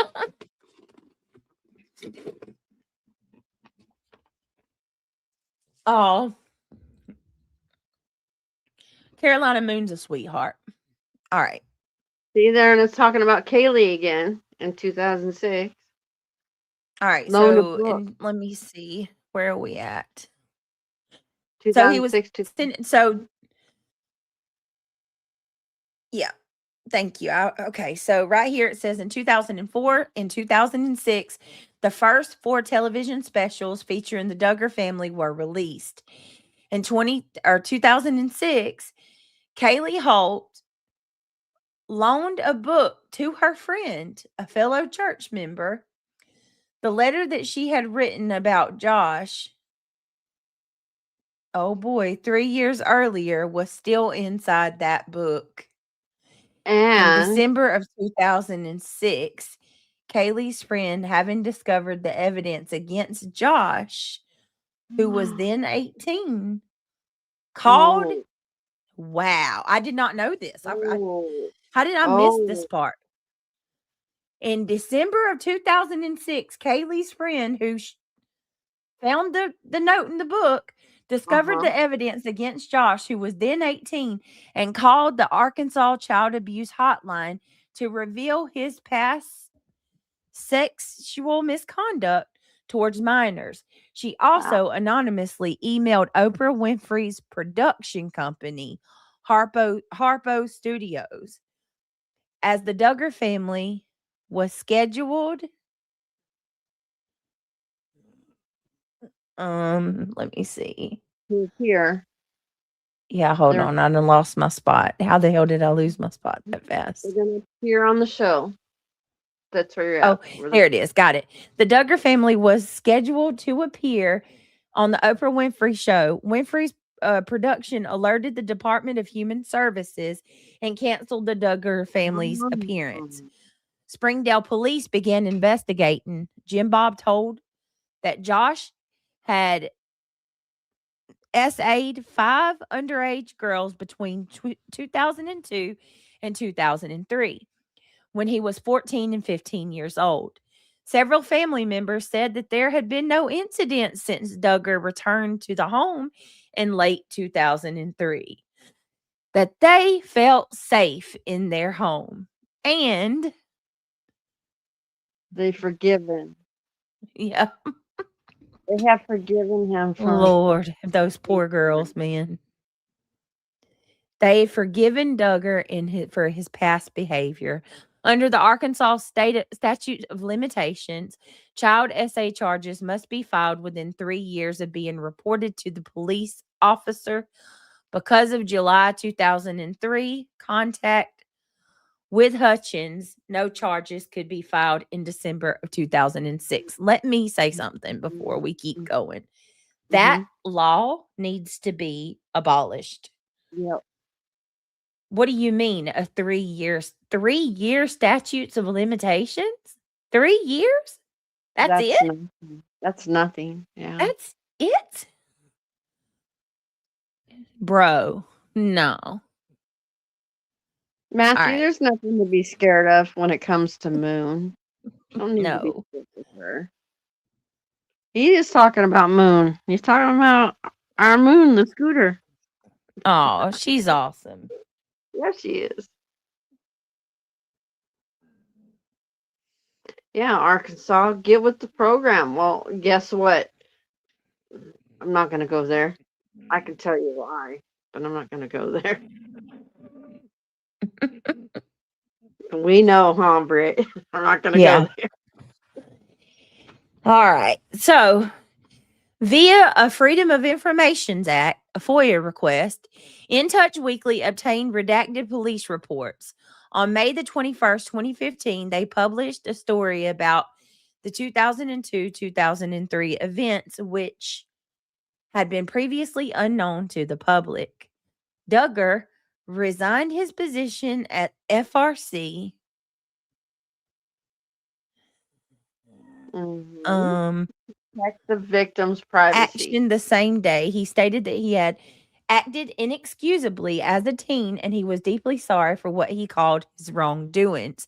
FRC President Tony Perkins said Josh believes that the situation will make it difficult for him to be effective in his current work. We believe that this is the best decision for Josh and his family, and at this time, we will be praying for everyone involved.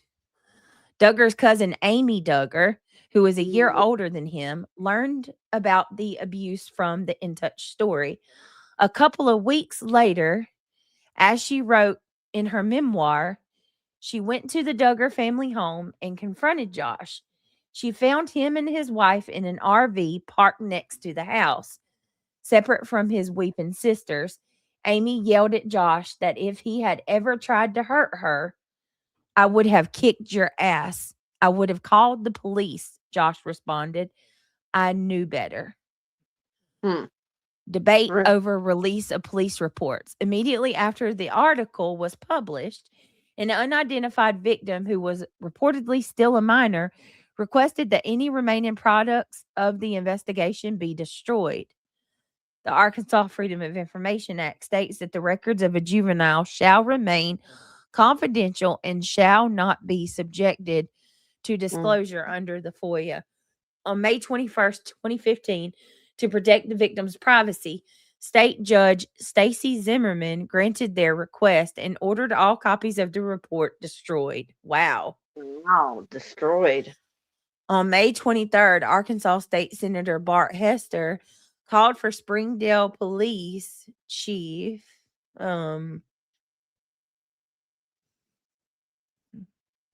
Re-victimized. Yeah. Freak. Wait 1 second. I'll look down for a minute. This is why I can't read a lot. Hold on a second. May 23rd. That's where you're at. Arkansas State Senator Bart Hester called the Springdale Police Chief Kathy O'Kelly to be fired, saying that she had re-victimized Duggar's victims by releasing his records. Then on June 3rd, In Touch reported that they obtained another police report.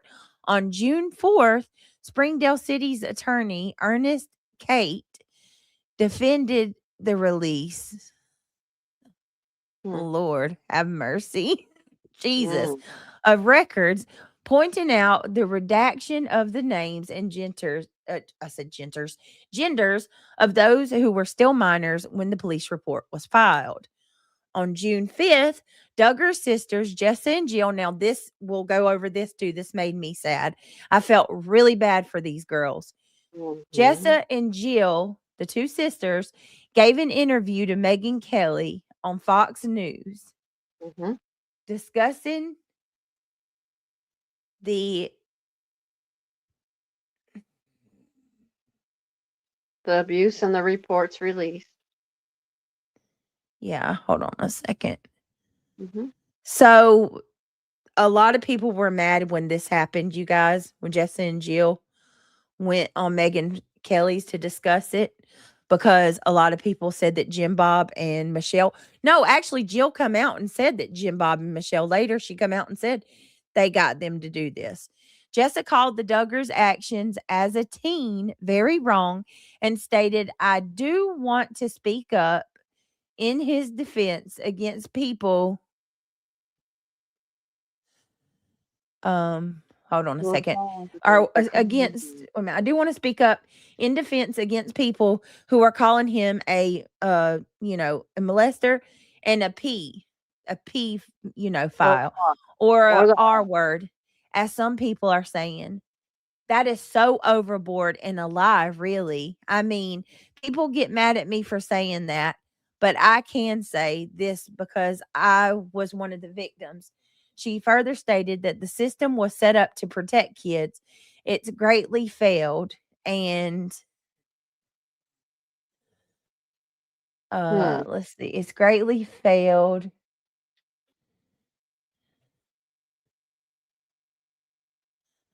And the week preceding. She further stated the system was set up to protect kids. It's greatly failed, and the week proceedings of the interview have been 1,000 times worse for us than the SA.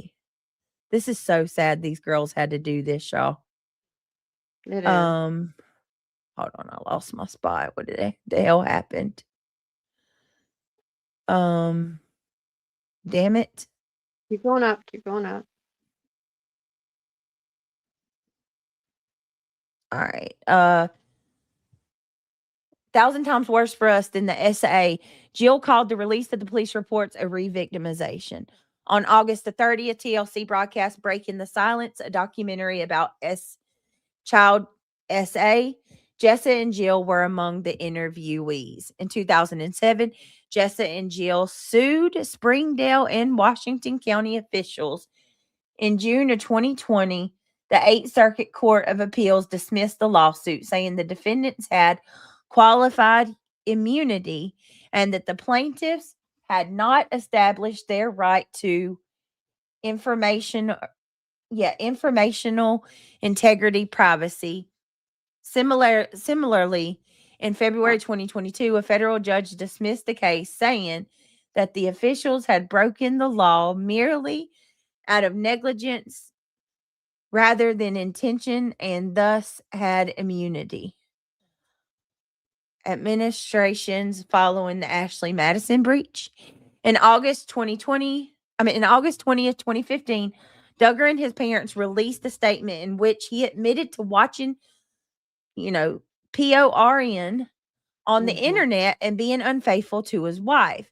This immediately followed the Ashley Madison's data breach, which revealed that Duggar's credit card had been used to pay $986 for 2 subscriptions starting on February 2013. The subscriptions have been canceled in May of 2015.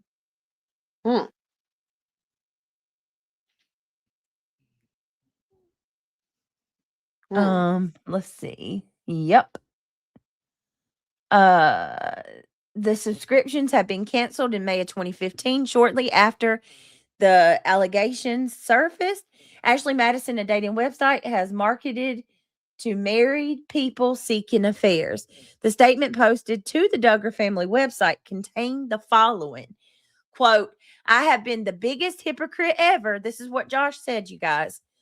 "While espousing faith and family values, I have secretly, over the last several years, been viewing PORN on the internet, and this has become a secret addiction, and I have become unfaithful to my wife. The last few years, while publicly stating I was fighting against immorality in our country, I was hiding my own personal failures." The reference to PORN was later removed. In August of 25th, 2015, Duggar checked himself into a rehabilitation facility and his family described as a long-term treatment center. The facility had later confirmed in the media reports as Reformers Unanimous, which describes itself as a learning atmosphere where where the addicted can be discipled in an environment that is much like discipline. No, it doesn't say discipline. It says discipled. Look. Oh yeah, it does say discipled. The next paragraph. Oh my Lord. In an environment that is much like a greenhouse. SA allegations. All right, reality's jumping ahead of us. Hold on a minute. Oh my God, the next one. Woo, you guys hold on to your panties on this one. We're about to get into the interviews, guys. I know y'all are tired of me reading, but Jody Lynn has been a member for 21 months. I love you. Thank you. Look at that hair, girl. Y'all, look at that hair. I'm just saying. Yeah, can I have your hair? It's so freaking Astro. Yeah, she did. Anna stayed with him, and she's still staying with him. Oh, Anna just put a video out like a month ago for the first time in over a year. Unrecognizable. She's got blonde hair now, and she was absolutely sporting her wedding ring. Yes. Anna, she looked the same. So word is allegedly. I mean, and I think it's safe to say that this is absolutely the truth. Basically, Jim Bob and Michelle have agreed to take care of Anna. They gave her a home. They're taking care of her financially as long as she stays with Josh. Jim Bob and Michelle are making sure Anna and the kids have everything they need. So she's basically been taken under the wings of the Duggars, and they are, you know what I'm saying? She's standing by him. As weird as that shit is, I could never, but she absolutely is still sporting her ring and everything. Yep. Hopefully, I've always prayed that Anna will come to her senses. Not going to. But I think Anna is in a place where, you know, she's given money, you know, and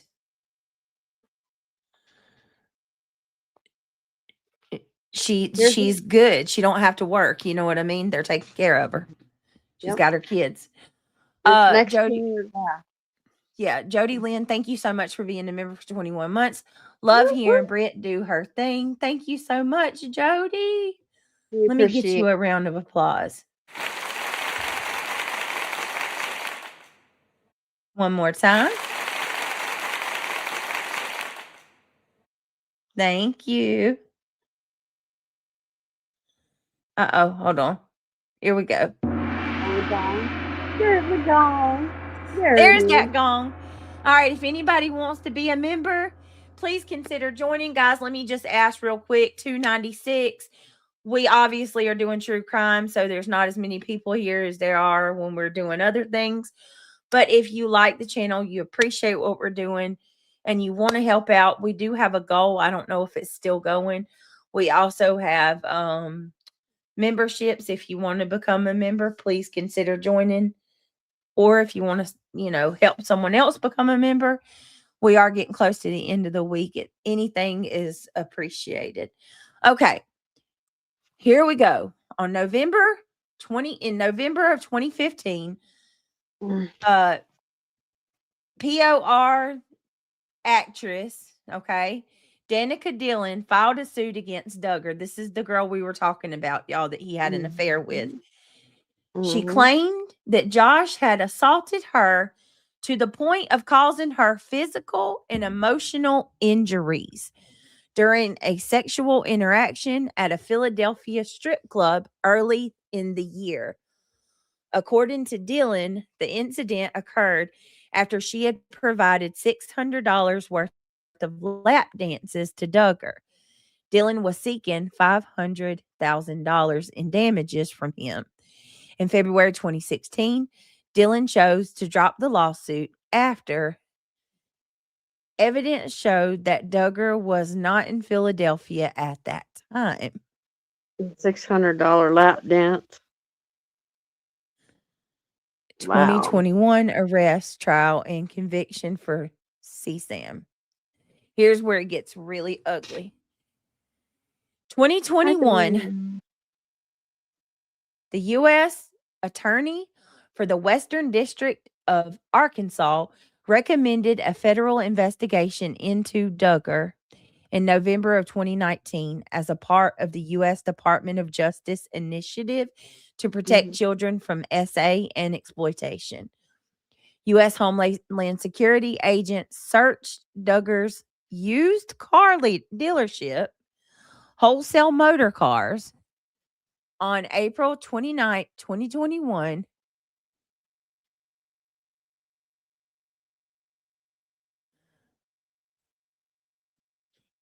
I'm praying for you. Oh, my Lord. Lord, this is hard. Who are you praying for?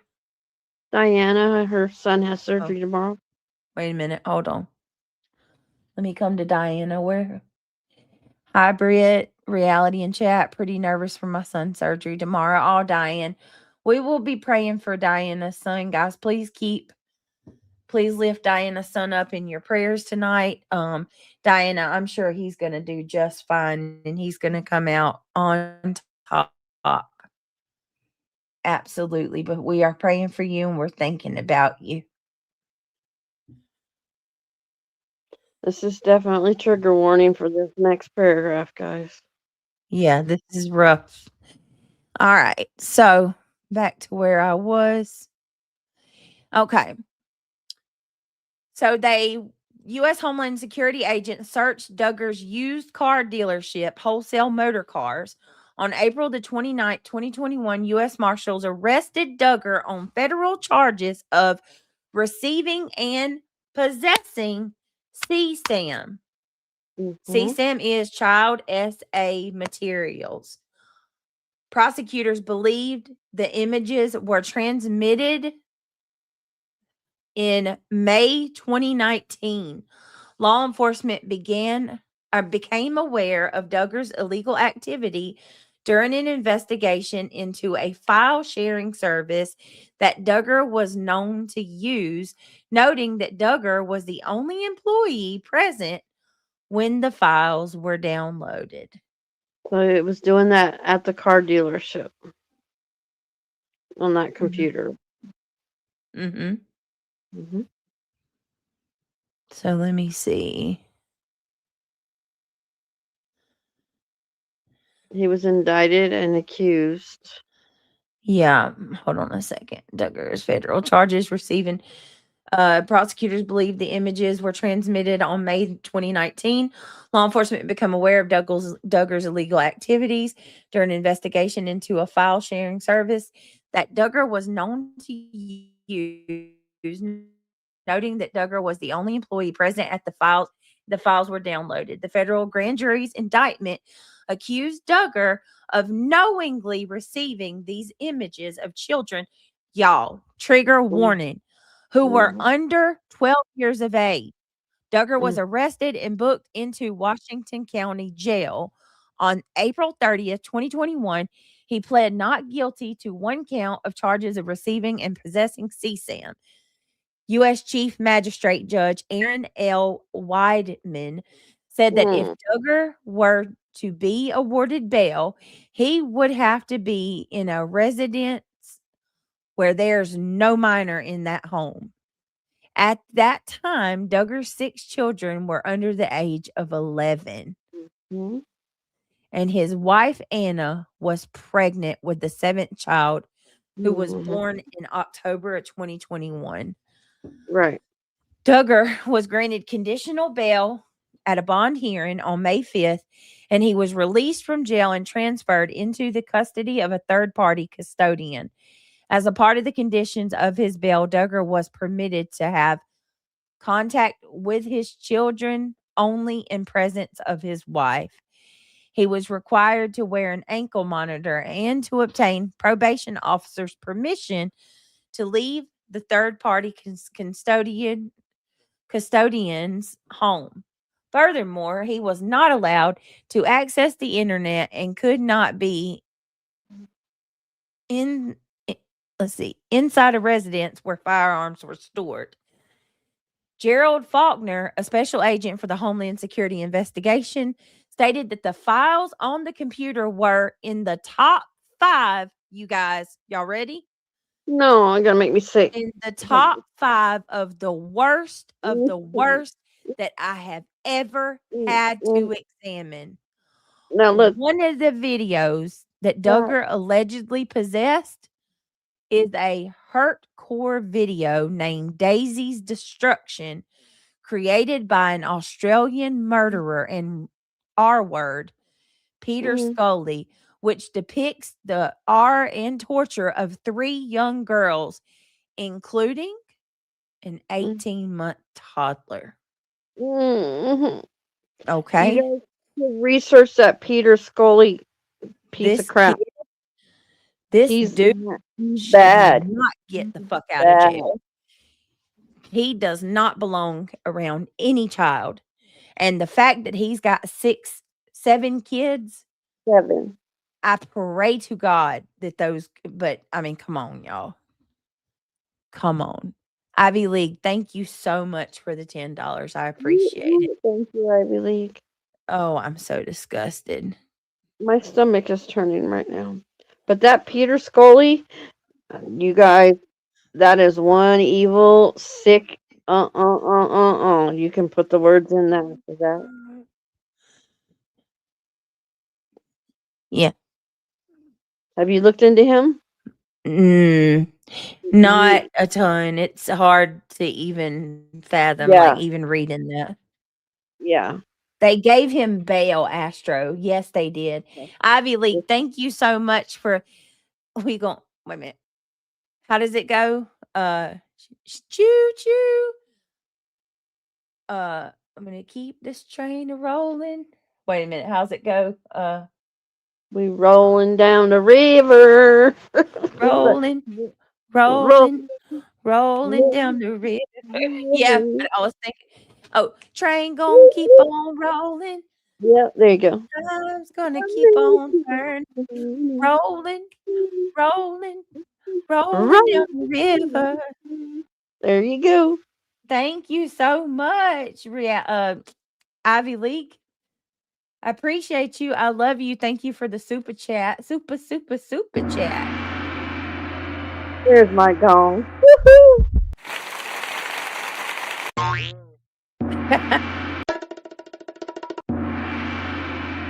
Thank you so much. Oh my God, Nomad, I cannot. It's just sick. He's sick. It's bad. I mean, years ago, somebody had mentioned that name, and I wish I never even looked. Yeah. So trial here. Oh my God, and he was watching that, you guys. This dude was watching that. Duggar's trial, originally set for July the 6th, 2021, was rescheduled for November the 30th. Okay. He did not meet an October deadline to accept a plea deal. Duggar's lawyers, trying to get the case dismissed, used procedural nuisance that the judge deemed frivolous. Their further attempts to suppress the evidence.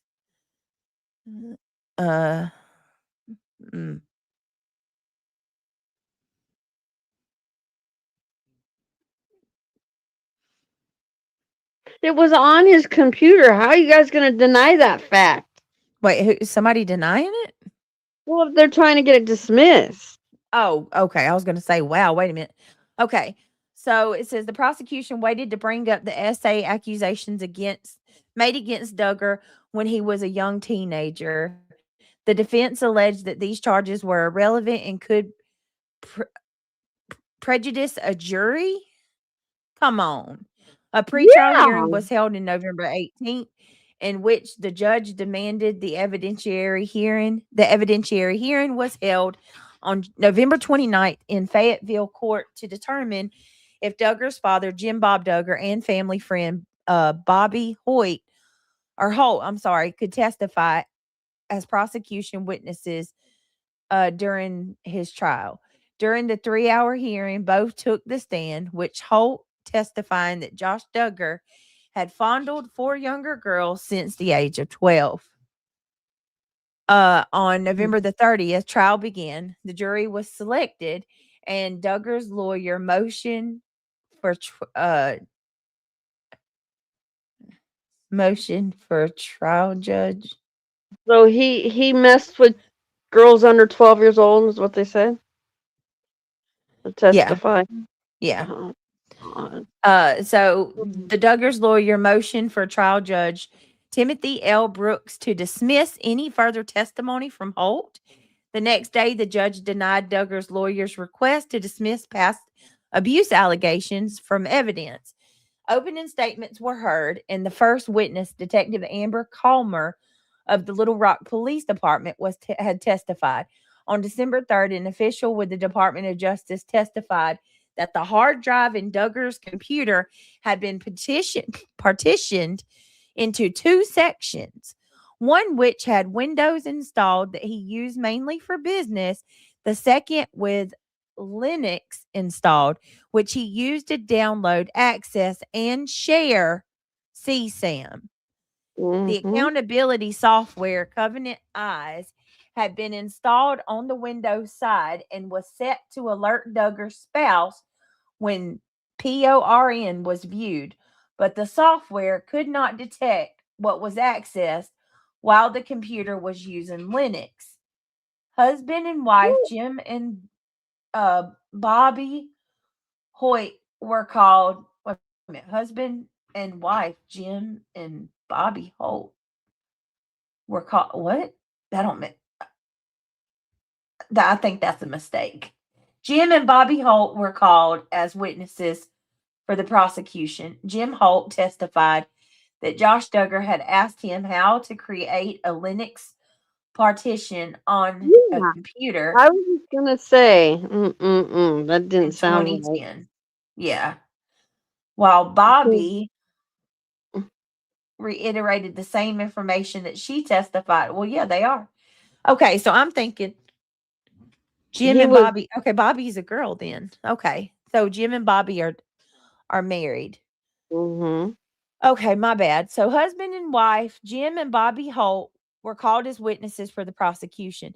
Jim Holt testified that Josh Duggar asked him how to create a Linux partition on a computer in 2010, while Bobby Holt reiterated the same information that she testified on November the 29th. The Holts testified that at least one of the girls had reported the abuse, whereas Michelle had told Fox News in 2015 that the girls were initially unaware the abuse had occurred. Oh, There. come on. Oh, yeah, wait till I show you. On December 9th, 2021, a jury found Duggar guilty of receiving and possessing CSAM. The sentence on May 25th, 2022, Duggar was sentenced to 12 years and 7 months in prison. His earliest possible release is October 2nd, 2032. This will be followed by 20 years of supervised release. Supervised release, during which he must register as an SO and can have no unsupervised contact with minors, including his own children. He can only access the internet with permission. The probation officer. With his probation officer. Well, he just, wow, there you go. I don't think he should get out. He can only access the internet with the permission of his probation officer and must agree to monitoring of his online activity. He was fined $10,000 and ordered to pay an additional $40,100 in special assessments. He had faced up to 20 years in federal prison and a fine up to $250,000 for each 2 counts. He should have got 20 years. Yes. A day after Duggar's conviction, news of his sister Jana's child endangerment charge from September 2021 was published. On December 14th, 2021, 5 days after Josh's conviction, Jim Bob Duggar finishes third in the Republican primary in his bid to represent District 7 in the Arkansas State Senate. Meanwhile, multiple Duggar family members had their spouses issue statements approving of the conviction, stating that the justice was served and offering prayers for the Duggars and his family. Duggar cousin Amy Duggar King had lost contact with the Duggar cousins in 2019 after leaving. Let's see. Lost contact with the after leaving the Counting On show. And she says that Josh's wife, Anna, did not respond to her when she reached out after his 2021 arrest. King posted an open letter to Anna on May 17, 2022, telling her there's no shame in divorcing Josh. Josh tried and failed to change his legal outcome. January 20th, 2022, his legal team filed an acquittal, arguing the evidence presented at trial did not support the conviction. On May 24th, the federal district court denied his request. June 3rd, 2022. Let me see.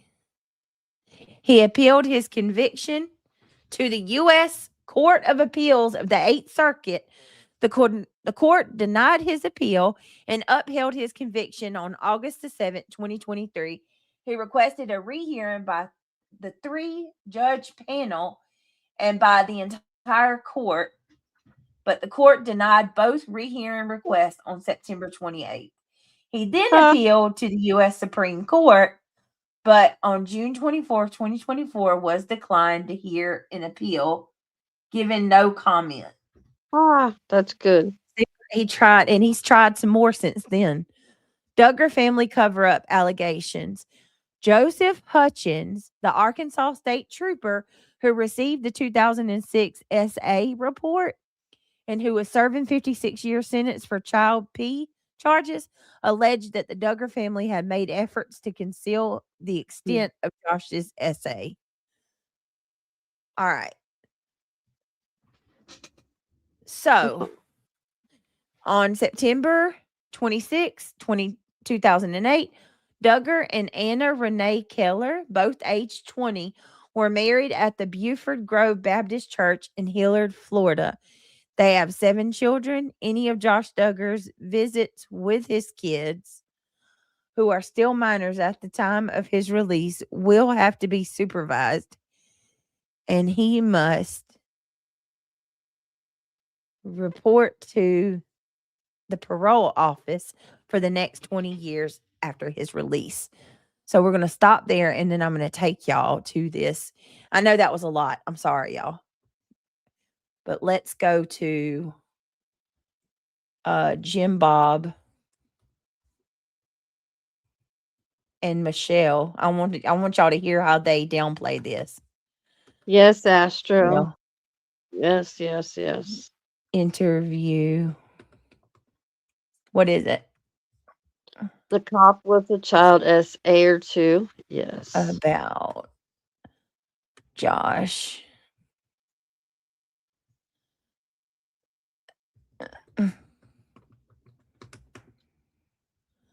It's so messed up, y'all.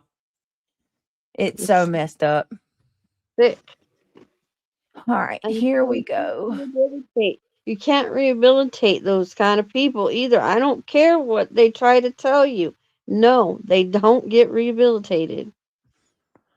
We obviously can't go through all of this because it's Fox, and I am not trying to get... Don't get yourself in trouble. Yeah. But check this out, y'all.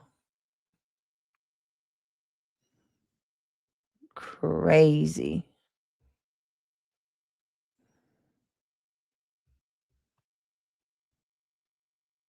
All right. Here's where Jim Bob and Michelle give Megyn Kelly an interview. Were inexcusable. Welcome to Older Night Time. Hundreds of thousands of headlines and plenty of criticism.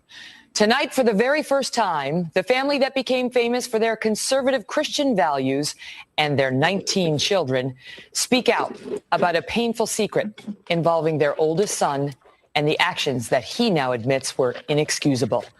Welcome to the Kelly File, everyone. I'm Megyn Kelly. Just hours ago in Arkansas, I sat down with members of the Duggar family, stars of the hit TLC show 19 Kids and Counting. We discussed the serious allegations of inappropriate touching children to those on gay marriage.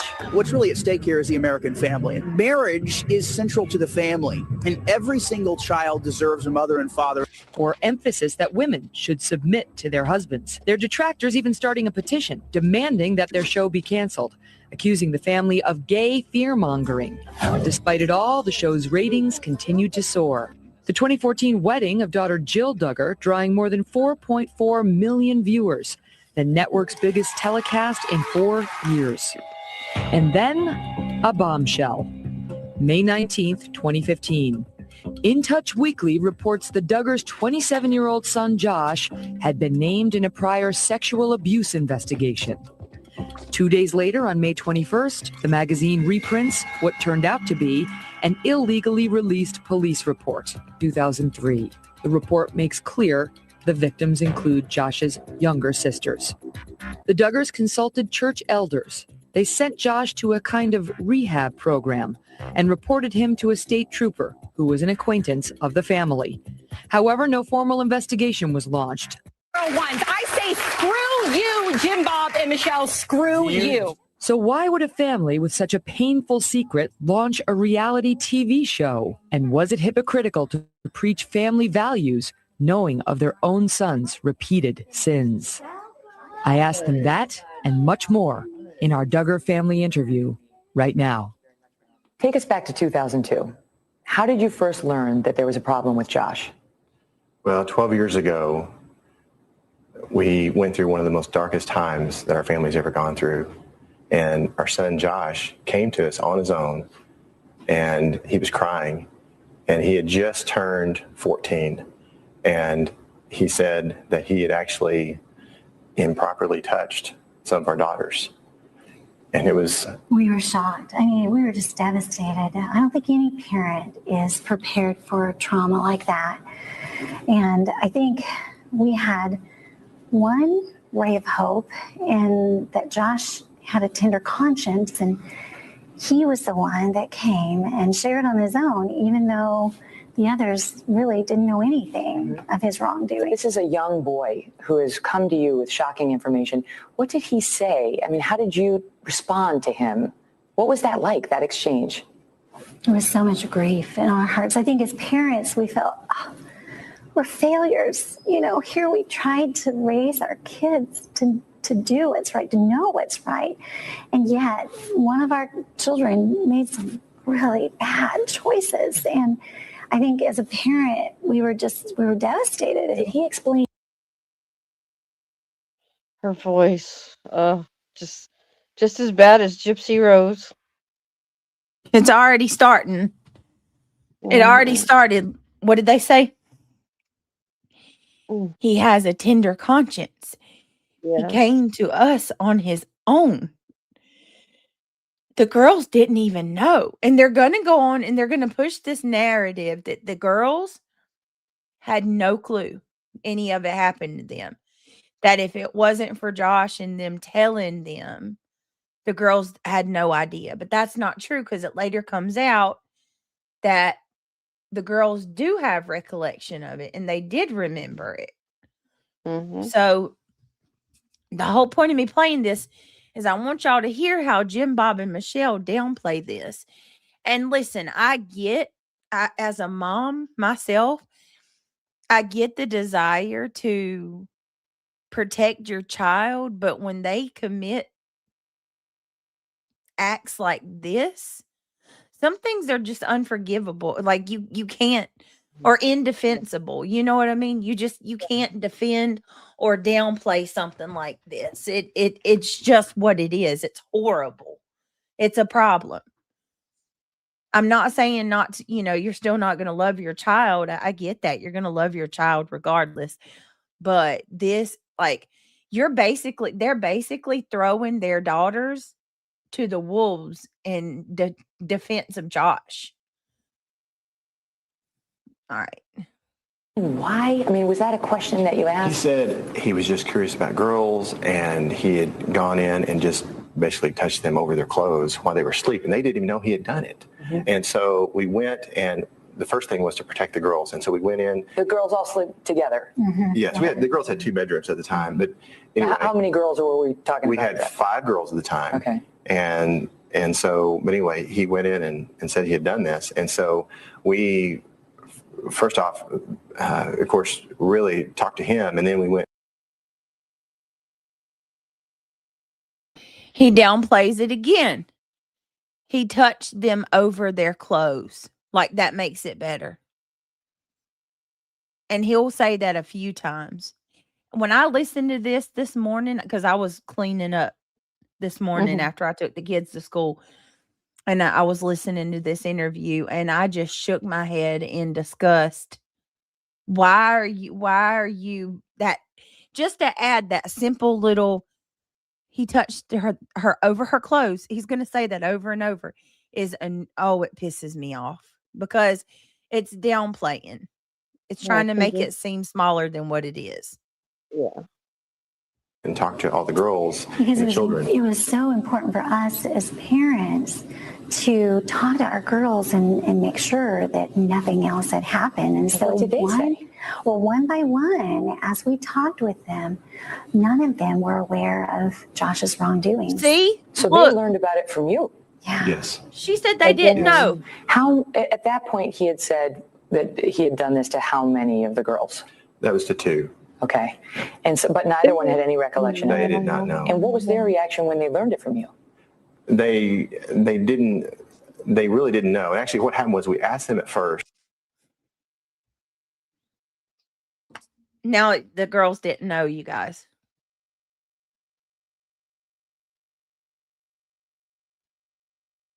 The girls didn't know. Hold up a second. You don't come in here and tell people to get off of here. Who in the hell are you? What He's in the not world? bothering anybody.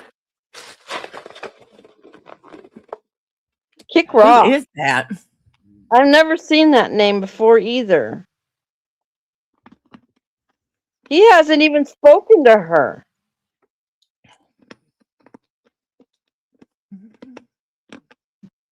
These people are something else. Anyway, yeah, they're in denial, and they need counseling themselves. No, and like I said, the girls later on come out and say they were aware of what happened. Like they've spoken out about it. Right, they have.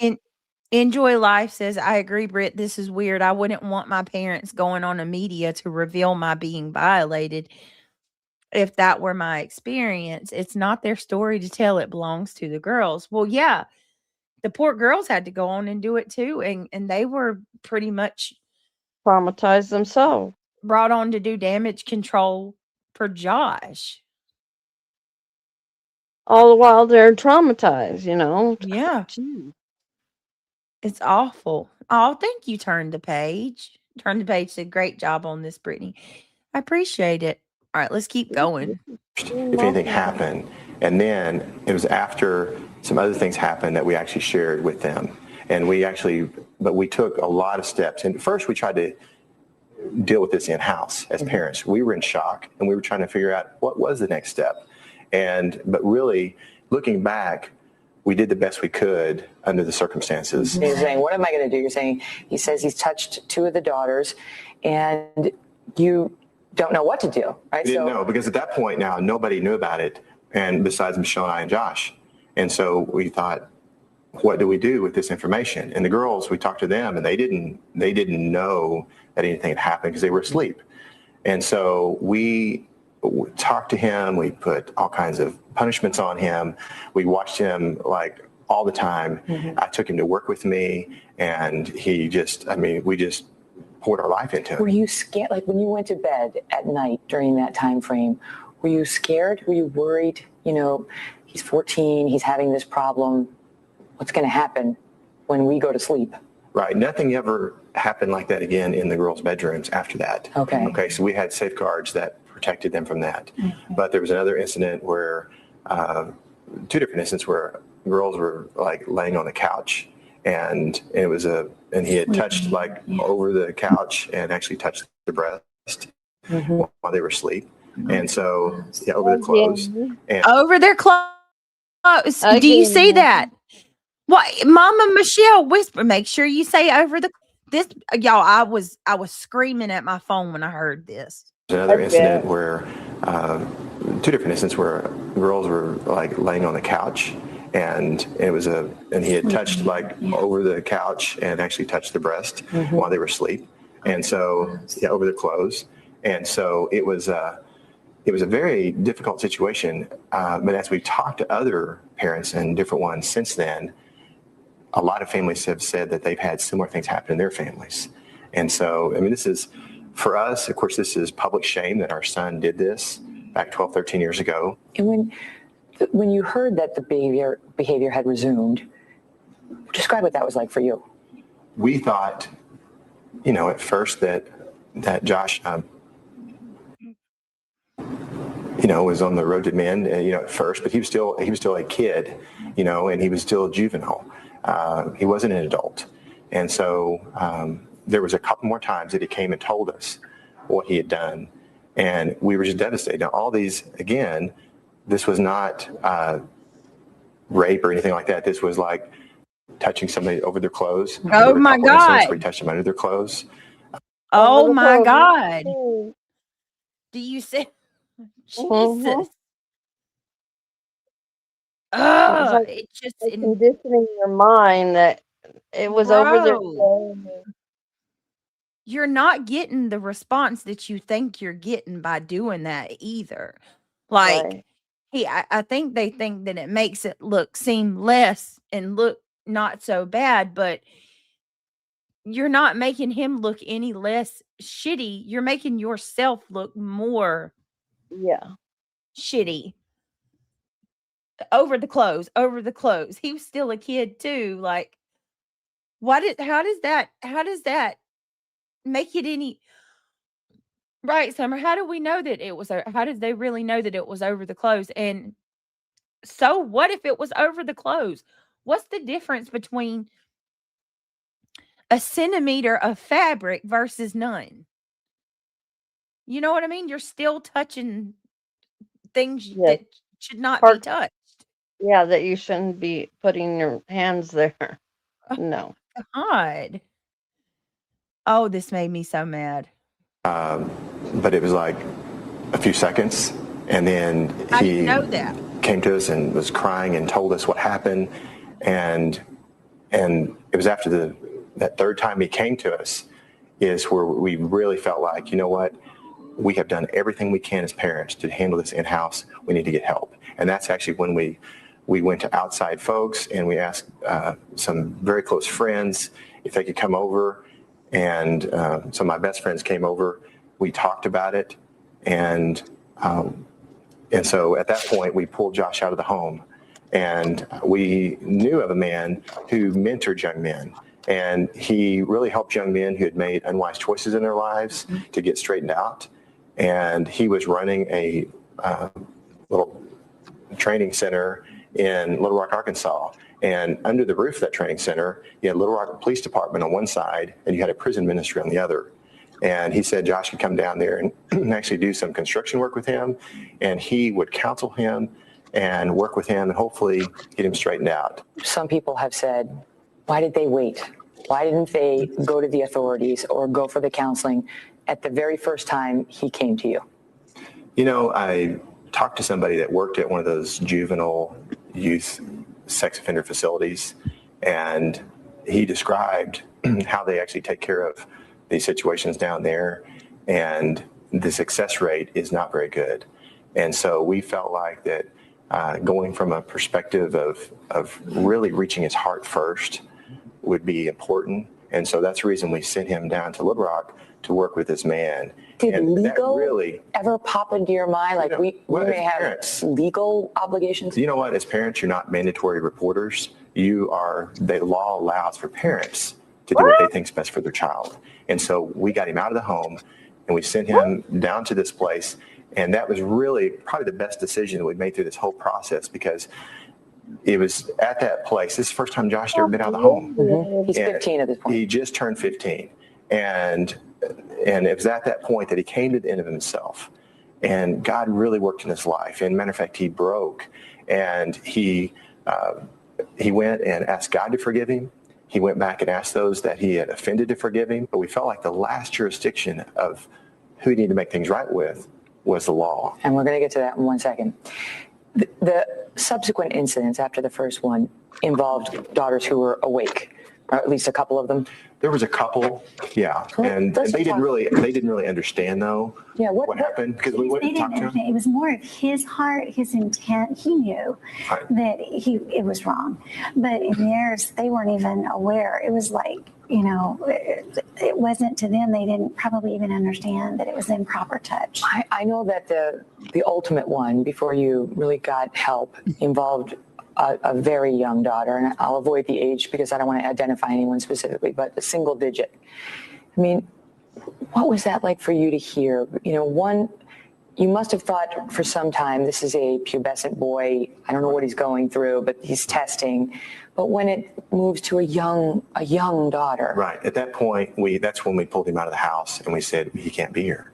And so we pulled him out, and then he went through that working with that man. Yes, and so he goes really, to the counseling. Yes. And then when he was done with the counseling, and this is not like a licensed therapist. It's somebody, a Christian-based, but I tell you what, treatment facility. It really had a huge impact on his life. And that was the turning point in his life. And this man really reached his heart. And before Josh went away, in the period where the girls knew, and he knew, and you knew, when you're living in the house together, what was that like? I mean, what was the dinner table like? Well, we tried to make things as normal as we can, but also, Michelle and I both were keeping an eye on Josh, all the time, and watching his behaviors, watching his attitudes. And prior to him leaving, were you concerned for the safety of your daughters? Well, we definitely put safeguards in our home. Yes, and we also talked to our daughters and reminded them about wrong and right touch, and about if anybody ever touched you in a wrong way, for you to come and tell your mom. Immediately, we tell them that you have a safe place to share your heart, and so we were trying to protect and watch and make sure that their hearts were safe, they had a safe place to talk, and at the same time putting boundaries and safeguards up in our home. Yeah, we weren't going to give up on Josh. Up next, the terrible. Yeah, they are gross. I don't even, do you notice they completely disregarded the kid, the older daughter, the ones that were aware? They completely just, they went right over that. They wouldn't even acknowledge that.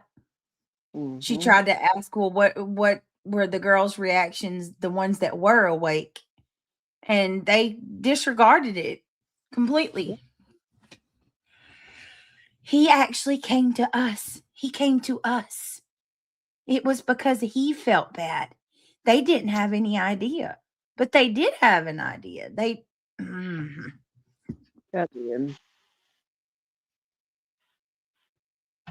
If this guy is capable of watching infants, toddlers. Yeah. Well, not infants, but babies, basically, on that video. If he's capable of watching babies being, harmed and tortured, imagine how he treated his sisters. You're not going to sit here and tell me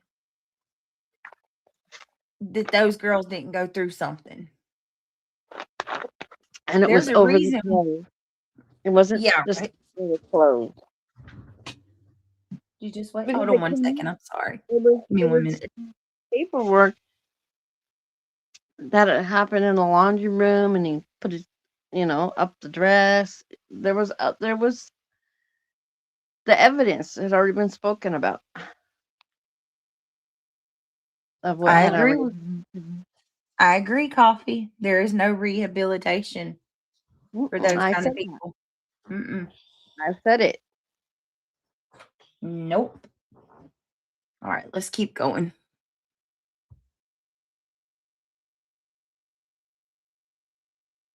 Choice these parents faced: how to protect their daughters without ruining their son. Plus, what happened when Josh came home. And for days and days, and he's just typing the next day, and from his treatment. Watch. as we're all weeping the next day, and for days and days, I was saying, Josh has done some very bad things, and he's very sorry. Oh, come on now. The family. And did it feel at all like a Sophie's choice? I have to protect my daughters at the expense of my son, or vice versa? I think it was a situation where we felt like our son's heart had gone astray. I think Jesus shared a story about he had 100 sheep and one went astray. And there he was. He took care of the 99, but he also went after the one that went astray. And so as parents, we still love Josh and we loved our other ones, but we're going to protect those that are in our hands, but also we're going to make sure that Josh doesn't make any wrong choices. It doesn't mean that you're not a good shepherd. Jesus is a good shepherd, but he went after that one that went astray. And so I think as parents, we were trying to do the best that we knew how to help this one and protect these. And I feel like through that, as we came to that point where, you know, Josh shared of, you know, improperly touching the young one, we were devastated and we said, we've got to send him out of the home. He has got to go and seek counsel and get help. Did you feel? And it was like that evening when they left and took him that same day. He just was weeping and shared immediately what he'd done. And so we were weeping, and the little one was like, what's wrong? Why is Daddy and Josh leaving? And as we're all weeping the next day, and for days and days, I was saying, you know, Josh has done some very bad things. And he's very sorry. There's no tears there, okay? Josh had came and told us. Oh my And his heart was still soft because we wouldn't have known about any of these things if he hadn't came and told us. All of it you learned from Josh. And actually, none of the victims really knew about this or understand what he had done. I beg your pardon. Oh my God. Stop. I can't believe that. I can't believe that he keeps saying they don't understand what he had. None of them knew it was him. It was all him. He was the martyr. He's the one. He's the hero.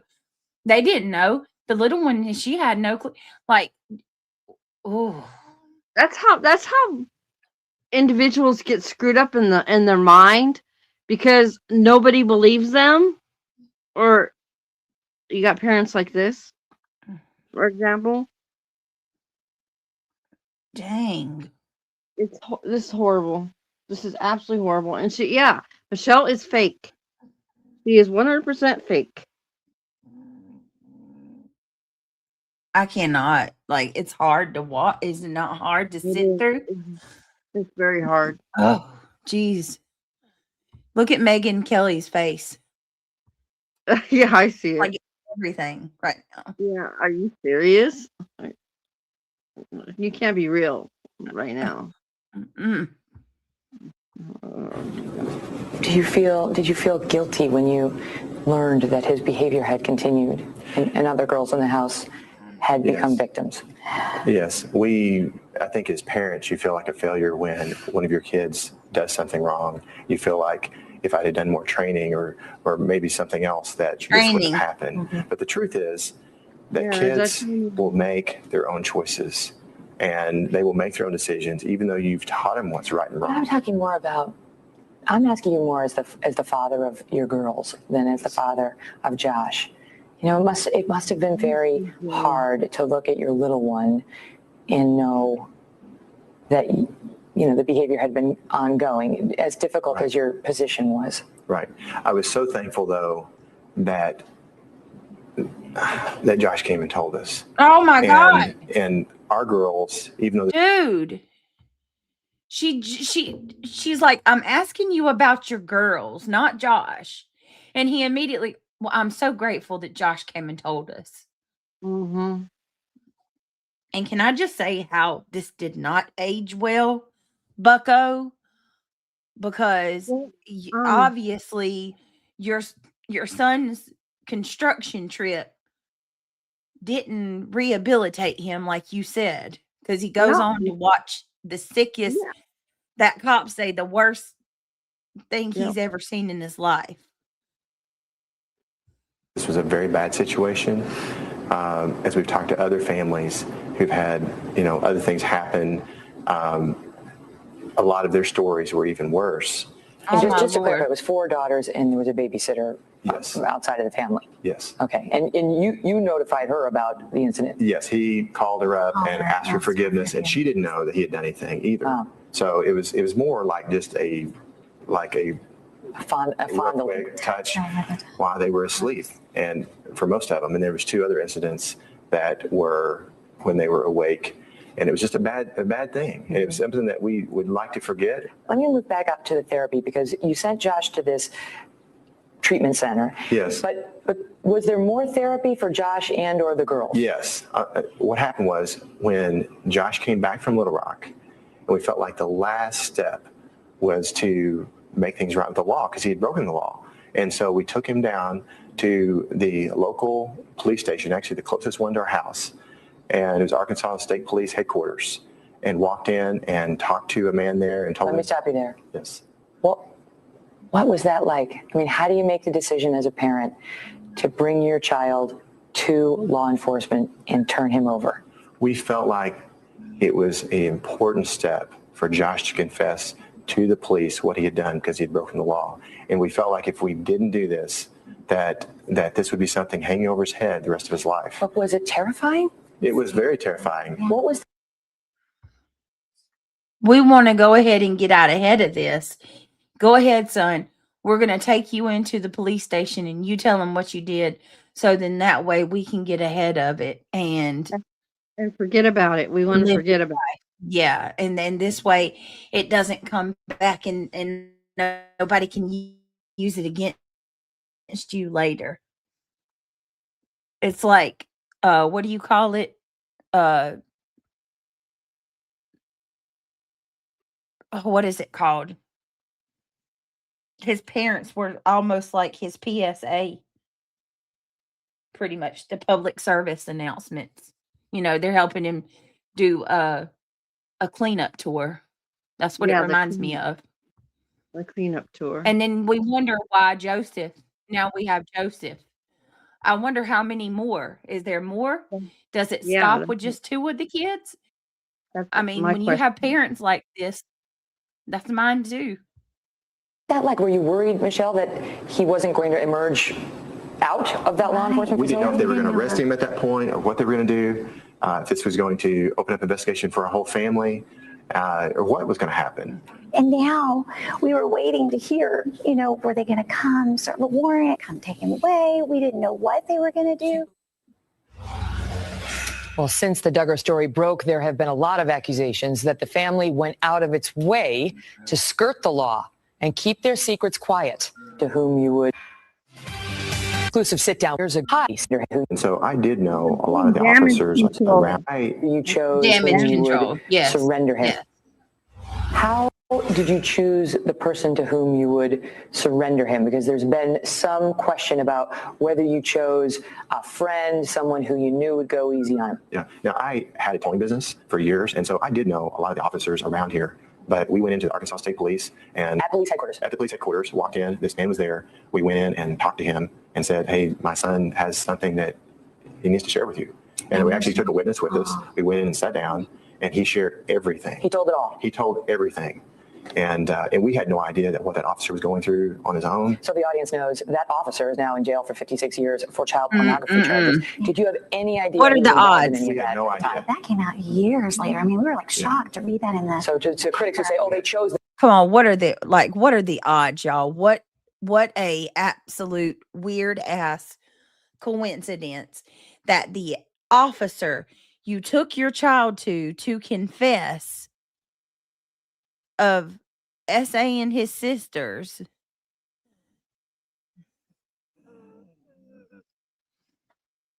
Was also was an officer who just so happens to be a pedophile. Yeah.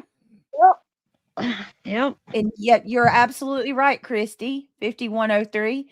They wanted to have total control of the narrative. Sick. 1,000%. Yeah, 1,000%. catering to him, and Yep. the poor girls basically didn't happen. Mm-mm. Sherry Elizabeth, damage control. That's it. That's what it is. This is hard to process, especially since they're so oblivious or so obvious and oblivious. Yeah. Mm-hmm. And how wild is it for you guys to watch this after we just read about the charges that he is serving 12 years in prison for currently?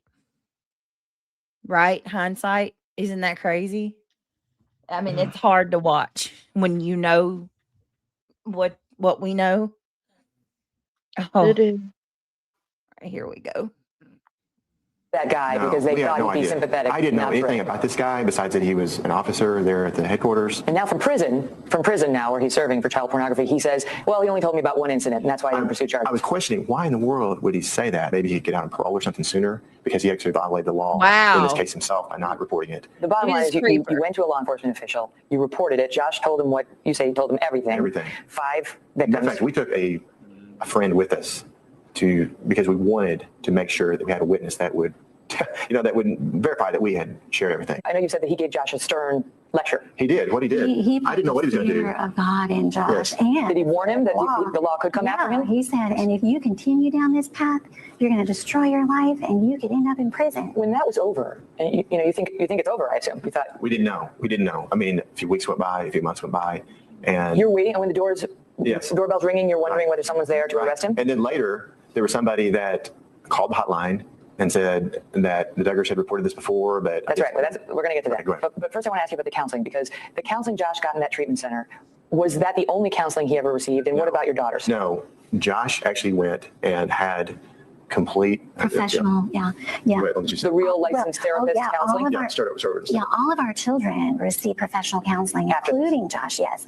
After this, all of our children receive professional counseling, including Josh, who paid for his own counseling himself. From an accredited professional counselor. Did you feel, when Josh had been through all of this, he had gone to the Christian-based treatment program, he had gone through counseling, he had gone to the police, Oh, so they all and went he through emerged back into the counseling. home? Yeah.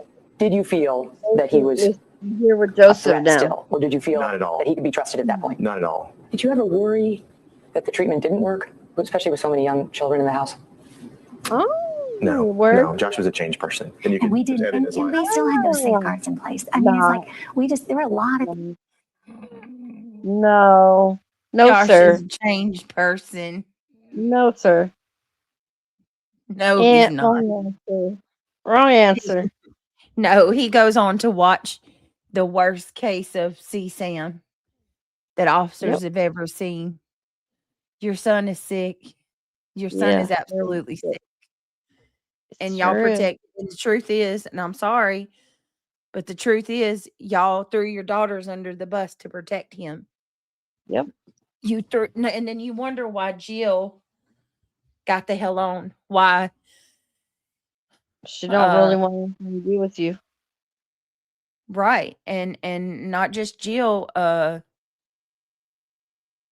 what's the other daughter that moved to California? Yeah. She got the hell on too. Jessa. Ginger. Jessa, Jill, Ginger, Joanna.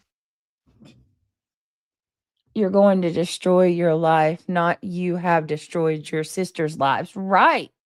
It's all about him.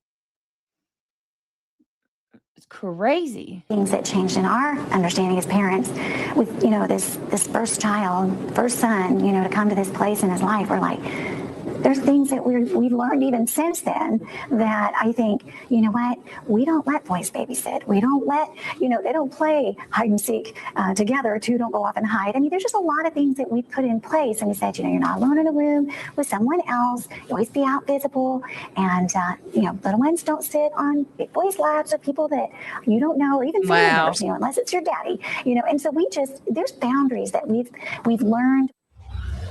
Well, one of the big questions this week, how did the tabloids learn the Duggars' secrets when they were supposed to be in a sealed juvenile record?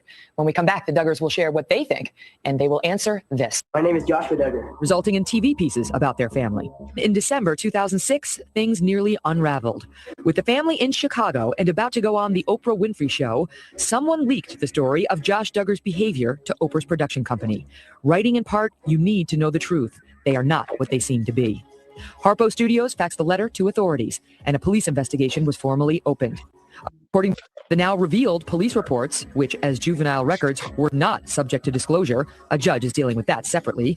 The family told police that Josh had been inappropriate with 5 girls. 5 victims were interviewed and confirmed that Josh was sent to a Christian treatment program. Each victim said no one that the 3-year statute of limitations had run. For all intents and purposes. And then in 2008, you launched a reality TV show. What would make you launch a reality TV show about your family, given this past? You know, back early on, it was after all this was taken care of in 2003. We actually had a magazine that came to Michelle and said, hey, can we do a story about your family? Wait, this might not be a good idea, because when you bring cameras into your home, they tend to discover things and people get more interested in you. We had nothing to hide. We had taken care of all that years before. And when they asked us to do the reality TV show, all this had been taken care of 5 years before. And we had a clean bill of health from the state. We had said you've gone through counseling. You had told the police. Did any of the girls or did Josh say, whoa, hold on, Mom and Dad, hold on? We had no fear because everything was taken care of. And that was a suit. That was actually a sealed juvenile record. Mm-hmm. And they had told us that all this stuff was done as a juvenile. This was all stuff that was sealed. And this is stuff that under law, there's no way that this could ever be brought out. Did you live in fear that it might come out? I don't know that we lived in fear, because we'd all resolved it. It had been forgiven. We moved on with life. When you heard that in late May, that the story had broken, that you hadn't been given a heads up by any of the official police involved, that they were going to do this, what was your reaction? I said, God, I know that there's a lot of families out there that are hurting. And you know what? This isn't something we wanted to come out. But if people can see that Josh, who did these very bad things when he was a young person, that God could forgive him for these terrible things, then I hope other people realize that God can forgive them and also make them a new creature. Oh, dear Jesus. No. No. Yeah, Wow. Ginger. It was Ginger. No. Was there hold any on. motivation that you know of for this police chief to want to hurt your family? I'm really not for There sure. must be an agenda. I'm not sure if there was a bribe or if there was some kind of personal agenda or It something. definitely wasn't to be caring about the victims. Have you had any prior dealings with her? I think Josh had talked to her one day at a meeting, and he said hi to her and stuck out his hand, and she turned and wouldn't talk to him. She was getting ready to retire, and just even a few weeks ago, she said, I'm getting ready to retire, and there's a few things I want to do before I retire. You think you were on the list? I think I was on the list. Any chance of you suing her or the city for this disclosure? We're talking to some attorneys about that right now, and we'll see. But I think the big picture is protecting juveniles' records. And I think that's something that we want to be an advocate for, protecting juvenile records, because the mistakes that juveniles make when they're young should be sealed. How is this, there's been so much focus on your son. How has this affected your daughters, the release of this information? I think our daughters have, they were shocked to hear this. It's something that crushed them at first. But they did not want this out publicly. No, they didn't want this out. And no victim wants their record or their minor story to be told. Every victim should have the right to tell their own story, not a tabloid. The main charge we've heard from your critics has been they are hypocrites. They preached family values. Josh once said, we are the epitome of conservative values. And yet they had this secret, and they weren't honest with the world about who they were. I don't think you go up to total strangers and say, hi, my name is so-and-so, and I want you to know what I did as a child, and just share everything about your past. Every family has things happen in the families. And some families maybe have darker things than others, but everybody deals with something. But what about, what the critics are going for is that you shouldn't have been preaching about moral values when you had a secret like this in your own family, that you should be calling other people sinners when you yourselves are sinners. Our son violated God's principles of doing some improper touching. That was terrible. But yet, I think it's been recently said that what Josh did was inexcusable, but it was not unforgivable. Mike Huckabee said that. I know as a friend of your family. Michelle, let me ask you, because you were in the news for making a robocall that suggested transgender people might want to go into the bathrooms of girls, locker rooms of girls, and that they may be child molesters. Folks have used that in the past week against you, saying, how could you, knowing young men, because you inject on children, it's legal definition. I can understand that, but I use it. There's an agenda. And there's people that are purposing to try to bring things out and twisting them to hurt and slander. So were the Duggars targeted? Back. I'm supposed to say you're supposed to live this perfect life. No, you know what? All of this is the rest that happened 12 years ago. Continue on with life either. Point and it was actually this information is I'm sure it's a major story to them too, but yet hopefully justice will be served on the ones that release juvenile records to protect other juveniles from. Oh my God. Justice will be served on the ones who release the juvenile records. The ones who release the juvenile records. Justice hopefully will be served on them. Chrissy said, it makes me wonder what more he was exposed to in his, quote, Christian treatment. We are all aware of the messed up Christian patriarchs, too. Well, hold on one second. Hold on one second. I'm wondering if I might have to do this from Hidden True Crime simply because of, it's an excerpt from Amy's book, Cousin Amy. Hold on. Give me a second.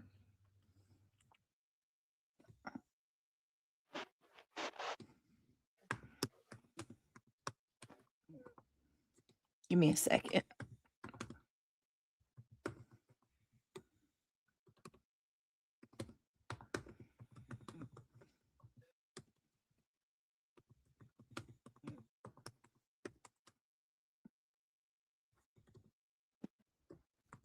Bear with me, y'all. So, Amy is Jim Bob's niece. And she is also, she speaks out about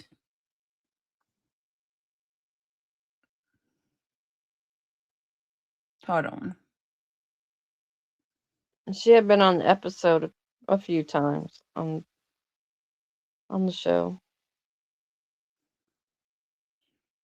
Hold on, let me see. Hold on. I may have to get it from Hidden True Crime if Amy doesn't say it here. Hold on.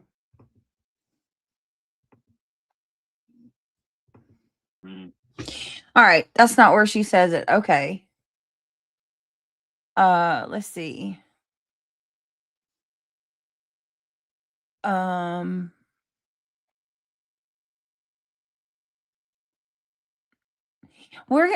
We might actually do a deep dive into those shiny people. That documentary. Because it seems very interesting. Like I just got very interested in that. Hold on a second. Let me pull up Hidden True Crime. Because Lauren read the excerpt. Hold on. Regardless of how you feel about her, she did a good job on a breakdown of this story too. I watched hers this morning. All right, hold on a second. Hang on.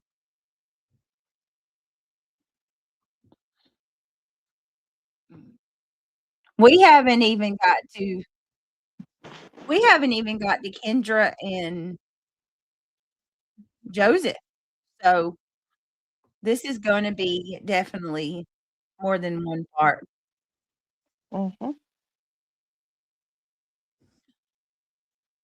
Okay, so here is let me show you this picture because y'all need to see this. Here's Anna. This is just a couple weeks ago, by the way. Here's Anna, very much sporting her wedding ring. Look at Anna looking unrecognizable. Check it out. Josh's wife. Recently, actually, last month. Take a look. Hey there, we are just waiting for a vet appointment, and I thought I would. That's introduce Josh's you to wife, Duggars. guys. This is my favorite Whitaker, and he is a little bit darker. And then we have Harrington, and then we have Beaumont over here. Hi, buddy. Are you going to chew up the wallet? And our male puppies are getting close to 10 pounds. They're just sweet little guys. And one thing about the English creams is they tend to be a much milder. See her hand? And so See that wedding ring? There's snuggle Still time. there. Kendra's first hearing was So that was Josh's wife. And she absolutely still has her wedding ring on. Jim Bob and Michelle are taking care of her. Yeah, I like Hidden True Crimes channel too. I don't have anything against her at all.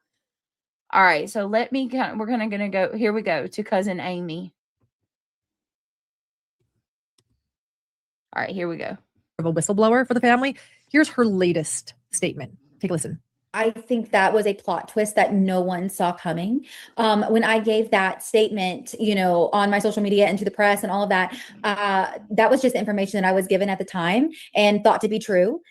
And now that information has changed and there's more that is coming out and there's a lot of question marks right now. I'm just going to steer that statement toward the kids because that's what matters right now is the kids' safety, the victim and her family, and the 4 children that were in the home. That is where my heart lies. And that's just where I'm just gonna lay there.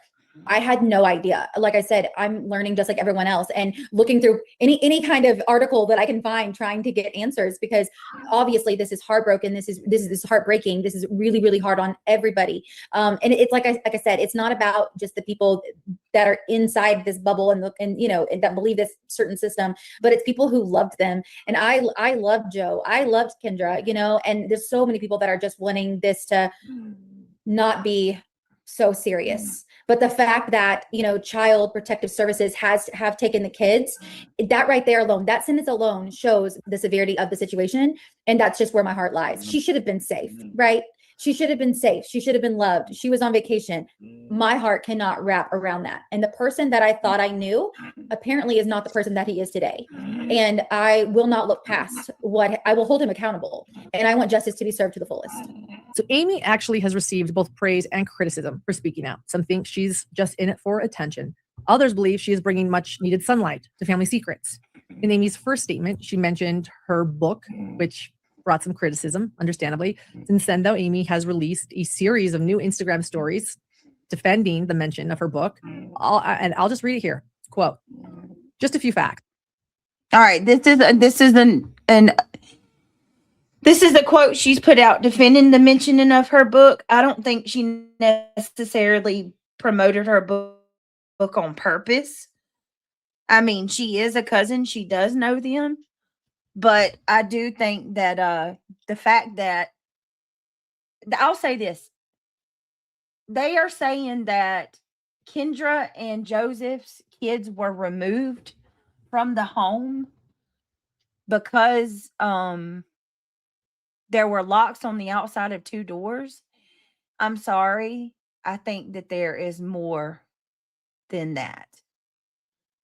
I think that there was more than just locks being on the door that is making them, take her kids. Like, I don't see that making them take the kids, and I don't see her going to jail for just that either. 4 counts of false imprisonment and 4 counts of child endangerment. There has to be more. There has to be more. Also, there is a no contact order for Kendra and Joseph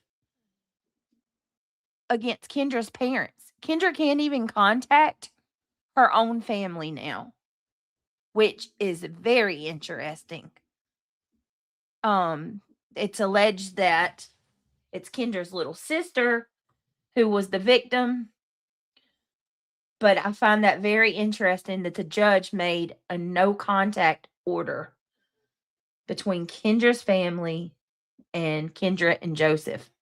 So that is why Kendra is with Jim Bob and Michelle, and explains a lot. Also, it's being said that Kendra's parents are moving out of the house that Kendra and Joseph gave them to move into. So, all right, let's listen to Amy's. I haven't seen or heard from Joe in about 5 years, but that doesn't mean I didn't still love him and want the best for him. I don't think people understand how much time I spent with them and countless hours filming. I grew up over there. I didn't know Kendra extremely well, but I thought they made an adorable couple. I went to a ski resort once with them and shopped a little with Kendra, very sweet-natured, and just loved her. You have to say allegedly until he's been convicted. I'm protecting myself legally. I have no idea where the kids are. I just hope and pray they are being well taken care of and someone is holding them tight and that they are safe. Sadly, I've never met them. They do not know me. So I'd be a stranger to them. And right now, they probably need someone they actually know. The only reason why my book, Holy Disruptor, was mentioned is because it talks about generational trauma and the Duggar family tree. This is a repeated pattern. I want my book to help people see the toxic patterns in their own family. I'm always going to use my page to help people see through narcissistic, abusive cycles that are used in a closed family system. I have texted Kendra, no response back. That was before I knew anything of her being arrested. People think I run to the media the moment something bad happens. I've been called so many names. I do interviews not for fame or popularity, but for the purpose of exposing the darkness of what the IBLP has become. Women and children are not protected, and I can't stand when people who have terrible character hide behind the cross. I've blocked over 600 people since all of this has come out. I will continue to do that to anyone who leaves a nasty comment. Someone said I should just turn off the comments, but I don't want to do that. I want people to leave their support, their thoughts, and ask questions. But calling me terrible names for no reason or cussing out other people you don't know or spreading salacious rumors and just being horrible on my page will get you blocked. It's all a dysfunctional, broken mess, and it's been the heaviest week. Praying for the whole truth to come to light. I haven't been to the big house in years. A lot has happened that, again, I've written about. But that doesn't mean I don't love my cousins. I'll always want the best for them. The truth has always been hidden in my family, and it just makes me feel sick that there's more and will probably be even more, end quote. And hey, I love that statement. I think it was a good statement. Thank you for speaking out. And I'll admit, when it comes to the family system, parts of Amy's book, they're enlightening. In her book, she writes, let me read this one to you. Here it goes. I want y'all to listen to this very closely, okay? This is an excerpt directly from Amy Duggar's book. Okay. Mind you, Grandpa Duggar is Jim Bob's dad. Okay. Grandpa Duggar is Jim Bob's dad. Listen to this. Quote, as I look back, I recall understanding the unspoken, non-negotiable rule that seemed to hang in the air like a heavy fog. Never be alone with Grandpa. It was as clear as day. Grandpa couldn't be trusted. I knew to obey that rule, innately understanding that breaking the rule would have been very bad consequences. When my grandparents came to live with my mom and me because my dad's violent threats became too scary for my mom to handle on her own, I was given clear rules. Grandpa Duggar could never take me to school, never join me in the backyard for a game of catch, and absolutely never be allowed to come into my room. My grandma checked every single night to make sure I had locked my bedroom door from the outside before going to bed. I was told, if you hear Grandpa in the middle of the night, do not hang out with him, she said. I couldn't sit with him on the couch and watch a movie. I couldn't be alone with him in a car, and I couldn't practice my cheerleading routines in the living room or wear a bathing suit to sunbathe outside. I couldn't even play Barbies in front of him because my grandma didn't want me to risk showing him their naked bodies. Above all, I could not, under any circumstance, step foot into his bedroom or take a bath or shower unless my grandma was home. I wasn't allowed to have friends hang out, and sleepovers were strictly off limits. Wow. End quote. Wow. So honestly, if you compare those rules to what Jim Bob and Michelle shared on a Fox special after it came out, Josh had molested his sisters. Honestly, I think it's clear this family dynamic has been unhealthy and brewing for a long time. There is a pattern. Yep.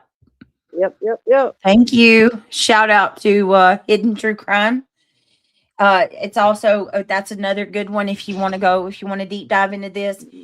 Definitely go watch it. That is the father of Jim Bob. Now imagine being on eggshells like that.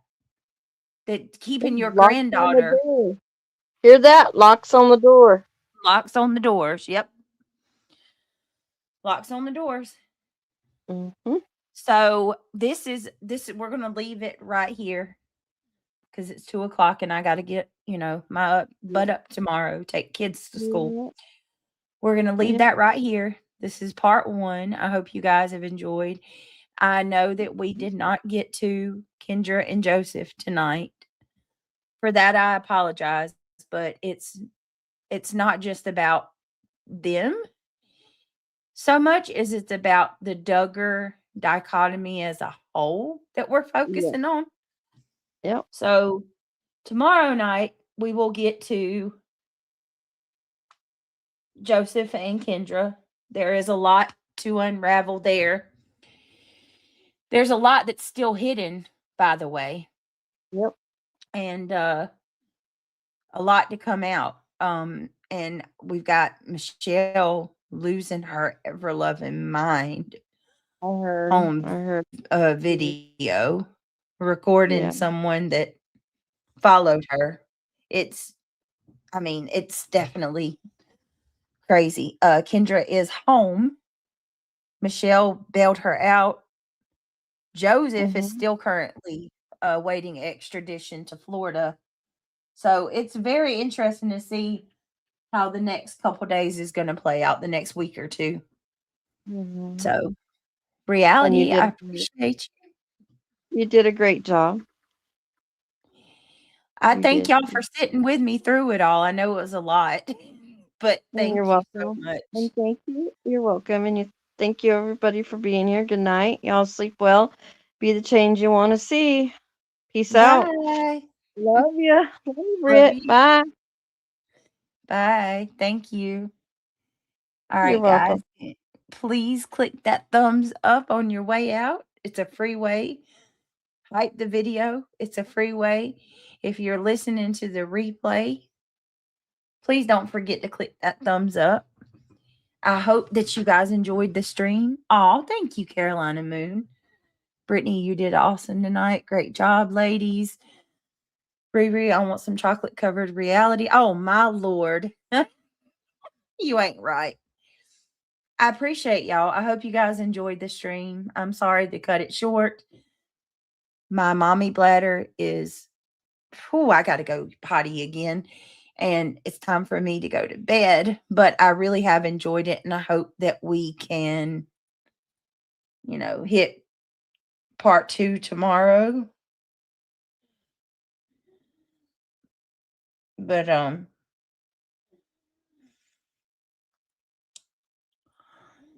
love you guys. Thank you. I hope you enjoyed it. And click the thumbs up. Hype the video if you can afford a hype. And if you want to become a member, it's always welcome. Even if we're not currently live, it will still alert me if you want to support. Y'all have a blessed and wonderful night. I appreciate you. Please say a prayer for all those in need. And I'll be back here tomorrow. Be back on the backup channel tomorrow for a day live, by the way. So be looking for the day. Wait a minute.